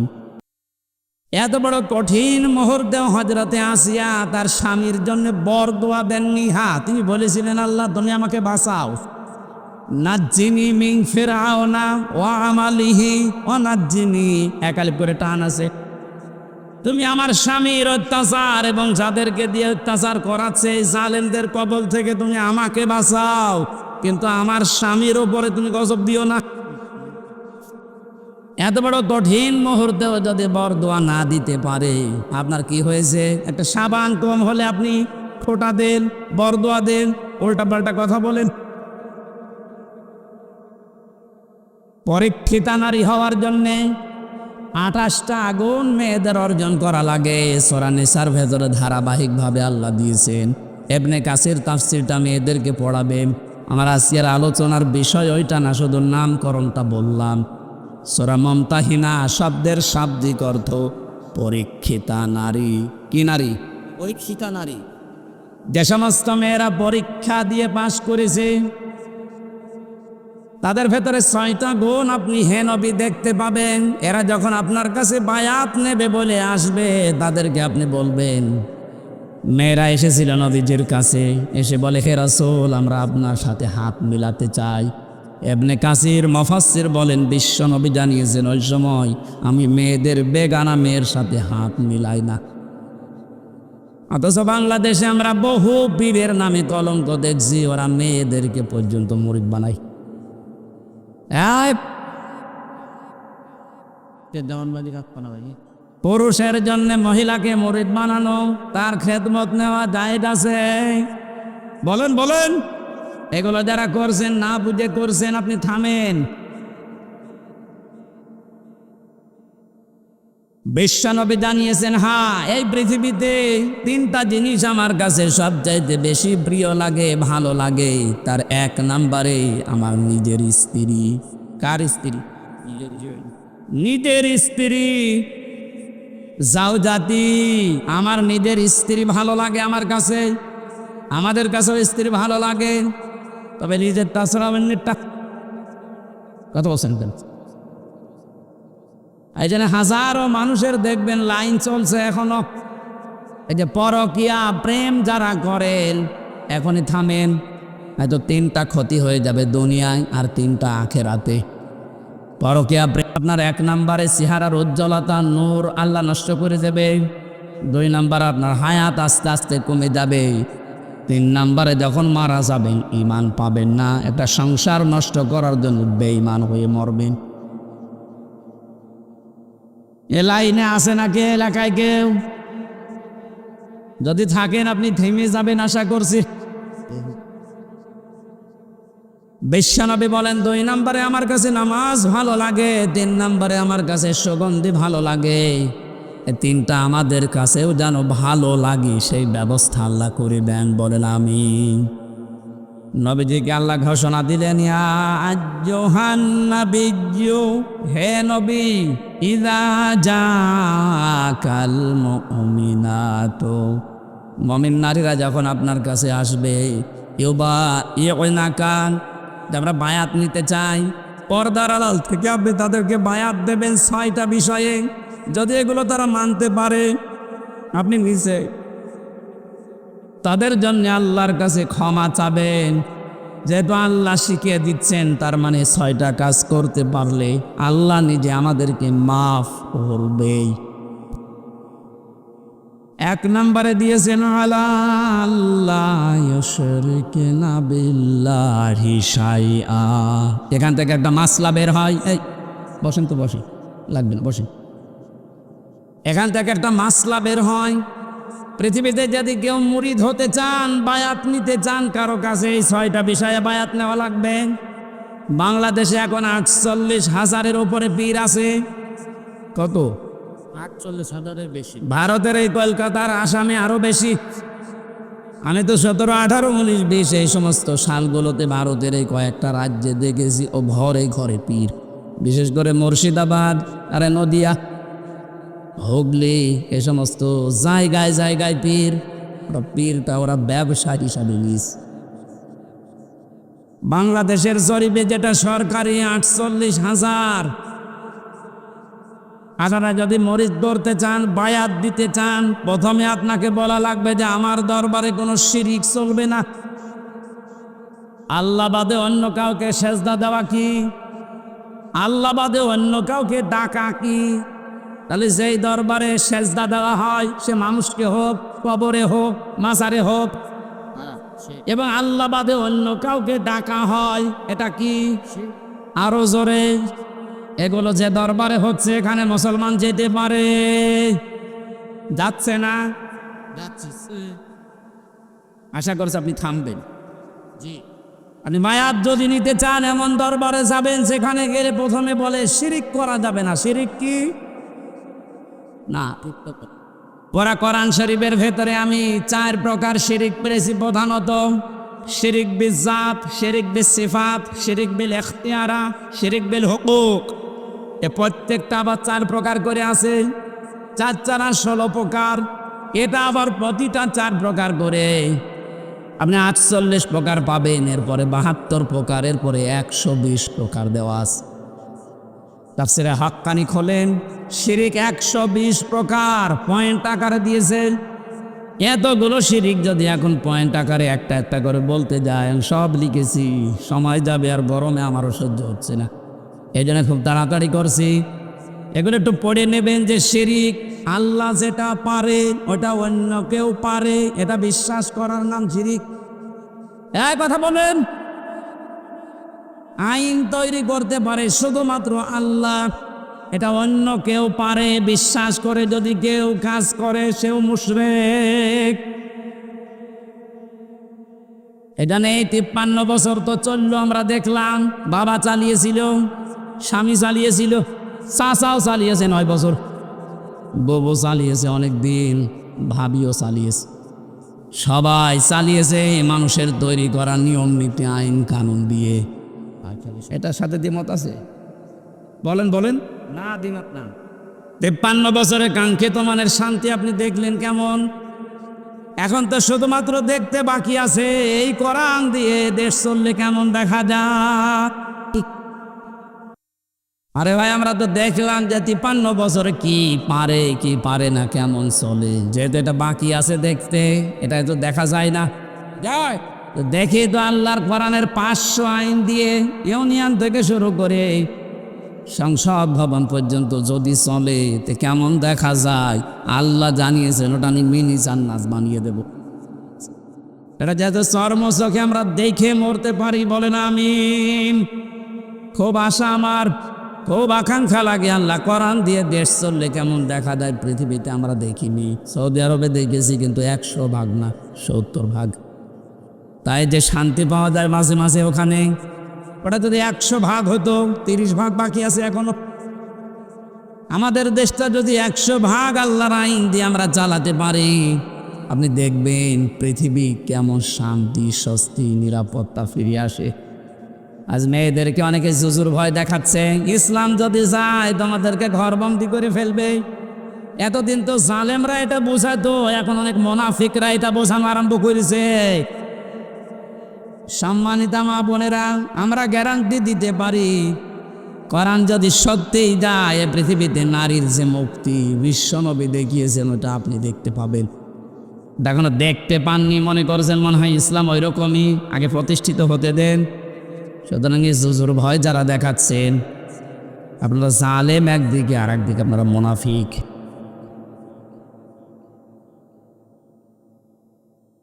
শিরিক যদি আমরা এখন শিরিক বিল জাত, শিরিক বিল সিফাত, শিরিক বিল ইখতিয়ারা, শিরিক বিল হুকুক এভাবে পয়েন্ট আকারে একটা একটা করে শুরু করি, আল্লাহ যেটা পারে ওইটা অন্য কেউ পারে বিশ্বাস করার নাম শিরিক। আল্লাহ পারে আইন দিতে, অন্য কেউ পারে না। এই কাজে যারা ইনভলভ আছেন এই কাজের সাথে যারা জড়িত আছেন, এই কাজে যারা সাহায্য সহযোগিতা করছেন, সাপোর্ট করেন, আপনি যে দল করতে পারেন আপনি মুশরিক। আপনার বায়াত হয়নি, কিসের বায়াত নিচ্ছেন আপনি? 2 নম্বরে আল্লাহ বলেন ওয়ালা ইয়াসরিকনা, হে নবী ওদেরকে বলেন যেন তারা জীবনে চুরি না করে। কি না করে? চুরি নেই দেশে। বেগম পাড়ায় এমনি তৈরি হয়, বাবার টাকা দিয়ে বেগম পাড়া বানাচ্ছেন, সব চুরি করা টাকা।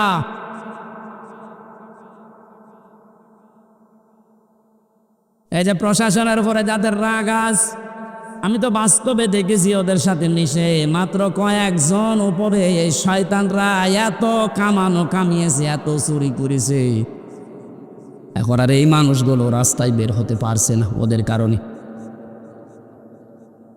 আজকেও কয়েকটা লাইভ দেখেছি, এসআই এবং এএসআই কনস্টেবল সাধারণ যারা ডাক দিয়ে বলছে আমাদের নিজেদের অপরাধের জন্য যদি শাস্তি দিতে চান আমাদের দেন। আমরা তো হুকুমের দাস ছিলাম, ওপর থেকে যে মানুষগুলো আমাদের জীবনটা এভাবে নষ্ট করে দিল, আজ আমরা স্বাভাবিক জীবনে যেতে পারি না। অবশ্যই তাদেরকে আইনের আওতায় এনে শাস্তি দেন এবং ওদের সম্পদগুলো সব বাজেয়াপ্ত করেন। আমরা এটা চাই। বিশেষ করে এই যে মনিরুল, আমি নাম ধরে বলছি কারণ আমি ছিলাম কাউন্টার টেররিজমের এই মনিরুল, আসাদুজ্জামান, ডিসি মান্নান, হারুন তো শেষ হয়ে গেল, যেই কয়টা আছে এদের সম্পদগুলো আজ নেন, কারণ এগুলো একটা এদের বাবার সম্পদ না, সবগুলো জনগণের সম্পদ। আপনি বেতন কয় টাকা পান আমি জানি না, আর দোলা ভাইও তো আছে, ওর সংসারে চলে। আমার বাবার কাছ থেকে কারো টাকা নেই। যশোর থানায় আছে, সেও তো এসআই, কই তার তো বেতন চা, তার 2টা ছেলে মেয়ে নিয়ে সংসার চলতে চায় না, আমার বাবার কাছ থেকে টাকা নিয়ে চলা লাগে। তোমার বেতন নাই, তার চাইতে ডবল হইল না, হচ্ছে না। যে মানুষগুলো আছে সাধারণ মানুষকে উল্টাপাল্টা ধারণা না করে উপরে যাদের নির্দেশে এগুলো হয়েছে বা হচ্ছে, বিশেষ করে এই চুরিদারি, এই অবৈধভাবে ইনকাম করা, এদের এই টাকাগুলো সব এখন রাষ্ট্রের কোষাগারে জমা নিন।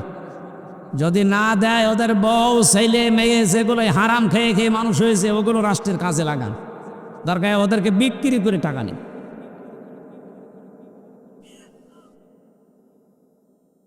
চুরির এইটা যদি আমরা শপথ নিতে পারতাম যে চুরি করব না, চুরি বন্ধ করব, এ দেশটা কিন্তু দাঁড়িয়ে যেত।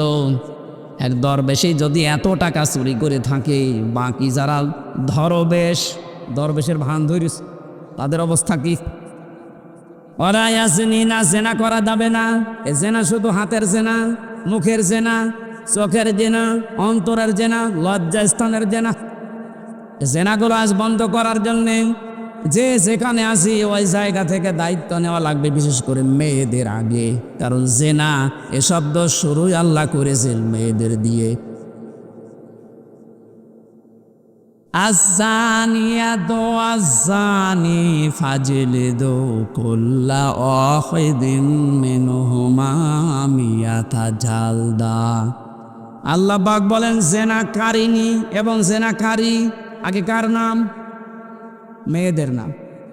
এই জন্য মা বোনেরা আপনারা নিজেদেরকে কন্ট্রোল করেন। এই মোবাইলটা, এই ফেসবুক এবং কম্পিউটার, এই সমস্ত জিনিস দিয়ে আজ মানুষ জেনার লাইন এগিয়ে যাচ্ছে। আগে হ্যালো হ্যালো, এরপরে শেষ পর্যন্ত লজ্জার স্থান দিয়ে শেষ হয়। যে এলাকায়, যে দেশে, যে অঞ্চলে জেনা বেড়ে যায়, প্রকাশ্য হোক গোপনে হোক, ওখানে আল্লাহর 8টা গজব নাজিল হয়। কয়টা? এমন মহামারী রোগ আল্লাহ ছড়িয়ে দেয় যার চিকিৎসা পৃথিবীতে নেই। এজন্য আমরা সাবধান হব। আমাদের এই দেশটা জেনা যেগুলো চলছে এগুলো কি করে বন্ধ করা যায়? নিজ উদ্যোগে, পারিবারিকভাবে, সামাজিকভাবে। আর দাজ্জুস লা ইয়াদখুলুল জান্নাহ, নবীজি জানিয়েছেন দাজ্জুস জান্নাতে যাবে না। দাজ্জুস বলা হয় পুরুষকে যে তার মেয়েকে, যে তার বউকে, তার বোনকে, তার মাকে কন্ট্রোল করতে পারে না। ওগুলো আরো মানুষ দিয়ে দেখায়, শান্তি পায়। এই পৃথিবীতে একটা মাত্র প্রাণী আছে যে তার লজ্জা স্থান উল্টা করে মানুষকে দেখে আনন্দ পায়, তার নাম কুকুর। নাম কি? লজ্জাস্থান ঢেকে রাখার জন্য কিন্তু অনেক বড় লেজ আল্লাহ তাকে দিয়েছে, কিন্তু লেজ উল্টো করে দেখায়। কথা বলছেন কেন? আপনার শরীর ঢাকার জন্য এত বড় কাপড়ের ব্যবস্থা, 12 হাত, এরপরও আপনার পেট দেখা যায়, এরপরও আপনার পিঠ দেখা যায়। কুকুর যেমন নিজের লজ্জাস্থান থেকে আনন্দ পায়, আপনিও এক প্রকার কুকুর। এর চাইতে নিকৃষ্ট ভাষা আর বলতে পারলাম না।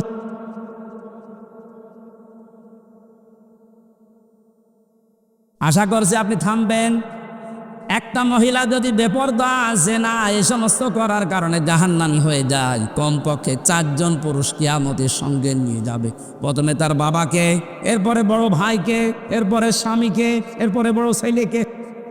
আপনি বলেন তো, এক একজন মহিলা যেভাবে চলছে আজ, এভাবে যদি চলতে চলতে ওরা জাহান্নামে যায়, আমাদেরকে যারা 4 জনের নাম বললাম, হয়তো আমি কারো বাবা, নাই স্বামী, নাই বড় ভাই, নাই বড় ছেলে, জান্নাত পাওয়া সম্ভব হবে? এই জন্য কন্ট্রোল হয়। জেনার পরিবেশগুলো বন্ধ করা দরকার আস্তে আস্তে। আল্লাহ পাক বলেন, ওয়ালা ইয়াকুতুলনা ওয়ালা আদাহুন্না, খাবারের হয় সন্তানকে হত্যা করো না। এখানে কয়েকটা মাসলা বের হয়। আপনাদের মনে কষ্ট হয়ে যাচ্ছে নাকি?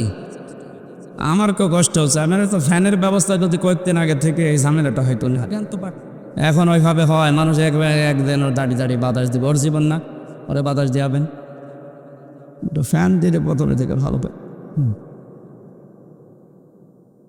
ওয়ালা ইয়াতিনা বিবহতানি ইয়াফতারিনাহু বাইনা আইদিহিন্না, জেনে বসে কোনো মানুষ যেন একজনের ওপরে অপবাদ চাপিয়ে না দেন। এই সিদ্ধান্ত নিয়ে, এই বায়াত নিয়ে আমার কাছে আজকে থেকে যান। এই গোনাটা বাংলাদেশ সহ বিশ্বে এখন বহু জায়গায় আরম্ভ হয়েছে। কিচ্ছু জানে না যে লোকটা, আন্দাজে তার উপর একটা অপবাদ দোষ চাপিয়ে তার জীবনটা ধ্বংস করে দেওয়া হচ্ছে। কথা বলেন ঠিক কিনা? বহু ভুক্তভোগী মানুষকে আমি জেলখানায় পেয়েছি, একেবারে নিরপরাধ, কিচ্ছু জানে না ও বিষয়ে, আন্দাজে দোষটা চাপিয়ে তার সংসারও শেষ, তার জীবনটাও শেষ করে দিলেন। এ গোনা আপনি মাপ পাবেন না। অপবাদ দেওয়া থেকে আমাদের বিরত থাকা লাগবে। খুব মারাত্মক অপরাধ এটা, অপবাদ। 6 নম্বরে আল্লাহ বলেন, ওয়ালা ইয়াসিনাকা ফি মা'রুফিন ফাবাইউহুন্না, কোনো ভালো কাজ যদি আপনি আরম্ভ করেন, সেই কাজের বিরোধিতা যেন আপনার সাথে না করে। এটা আমরা কোনো ভালো কাজে আঞ্জাম দিলে দলমত দেখা যাবে না, ওই কাজে আঞ্জাম দেওয়া লাগবে। আজকে কোরআন প্রচার হচ্ছে বিনা দ্বিধায় নির্দ্বিধায়, কোনো পারমিশন লাগছে, কোনো ঝামেলা আছে? এই ভালো কাজে আমাদেরকে সাহায্য সহযোগিতা করা, যতটুকু পারা যায় এগিয়ে আসা লাগবে। এই 6টা কাজ যদি কারো ভেতরে পরিপূর্ণ এসে যায়, আল্লাহ পাক বলেন, নবী ফাবাইউনাকা ফাবাইউহুন্না, এই 6টা গুণ যারা অর্জন করে তাদের বায়াত আপনি গ্রহণ করেন। আর আমি আল্লাহর কাছে তাদের জন্য বলেন, আস্তাগফির লাহুন্না, আল্লাহ তুমি এদেরকে মাফ করে দাও। ইন্নাল্লাহ গফুরুর রহিম, অবশ্যই আমি আল্লাহ ক্ষমাশীল, দয়াবান। জোরে বলে সুবহানাল্লাহ। এই 6টা গুণ আমি সহ যারা এসেছি আমাদের বাস্তব জীবনে আল্লাহ যেন মেনে চলার তৌফিক দেন। পারিবারিক জীবন নিয়ে যে কথাগুলো বলছিলাম, ওগুলো আমি বই আকারে জেলের ভেতরে লিখেছিলাম, যে পারিবারিক জীবনে দাম্পত্য কলহ এবং এর সমাধান করার জন্যে যে 77টা বিষয় লাগে, যেগুলো যে ড্রাইভারের কাছে আছে, আপনার মেয়ের জন্যে, বইয়ের জন্যে, ফুফুর জন্যে, বোনের জন্যে, মায়ের জন্যে নিয়ে যাবেন, ওদেরকে পড়াবেন, পারিবারিক জীবনে শান্তি ফিরে আসবে ইনশাআল্লাহ। কারণ হাজারো মানুষ এই পারিবারিক জীবনে আজ জেল খাটতেছে। আল্লাহ আমাদেরকে এই 6টা গুণে গুণান্বিত হওয়ার তৌফিক দান করুন, আল্লাহুম্মা আমিন। লা ইলাহা ইল্লা আনতা সুবহানাকা ইন্নী কুনতু মিনাজ জালিমিন। আল্লাহ তাআলা, প্রচণ্ড এই গরমের ভেতরে চাতক পাখির মতো তোমার বান্দারা কোরআনে কারিমের কথাগুলো শুনছিল, যতগুলোই শুনেছি আল্লাহ আমাদের জীবনে আমল করার তৌফিক দাও। আমার শরীর মারাত্মক অসুস্থ, আমি নিজে টের পাচ্ছি, কথা বললেই কণ্ঠে আমার ব্যথা করে। 3টা বছর জেলখানায় কি খেয়েছি না খেয়েছি আল্লাহ তুমি দেখেছো।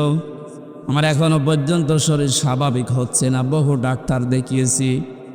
আল্লাহ রোগ দেওয়ার মালিকও তুমি, শেফা দেওয়ার মালিকও তুমি। মেহেরবানি করে তুমি আমাকে শেফায়ে কামেলা আজেরা দিয়ে দাও। এ মাহফিলের আয়োজন করতে গিয়ে তোমার যে বান্দারা আশ্রয় দিল আল্লাহ, এ মানুষগুলোকে যে মা পেটে নিয়েছে, মায়ের পেট তুমি খাদিদার মতো বানিয়ে দাও। এ মাহফিলের সম্মানিত সভাপতি এবং পরিচালক সহ যত সম্মানিত অতিথি এসেছে, বিশেষ করে আমাদের অভিভাবক, এ থানার অফিসার ইনচার্জ, ওসি সাহেব সহ যত পুলিশ সদস্য ভাইরা এসেছে, তাদের আজকের এই দায়িত্বটা তুমি ইবাদত হিসাবে কবুল করে নাও। নিজের স্ত্রী, পুত্র, সন্তানাদি, বাবা মা ছেড়ে যারা দেশ এবং দেশের দায়িত্ব পালন করে বাংলার বিভিন্ন প্রান্তে, বাংলার এই প্রশাসনের উপরে তোমার রহমত নাজিল করো আল্লাহ।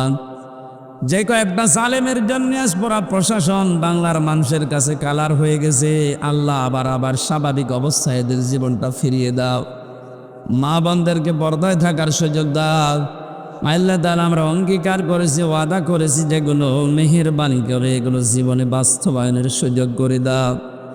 চর্ম চোখে দেখতে যাই, বড় ইচ্ছা, আশা, আকাঙ্ক্ষা, তোমার পরাণ দিয়ে দেশটা চলছে দিয়ে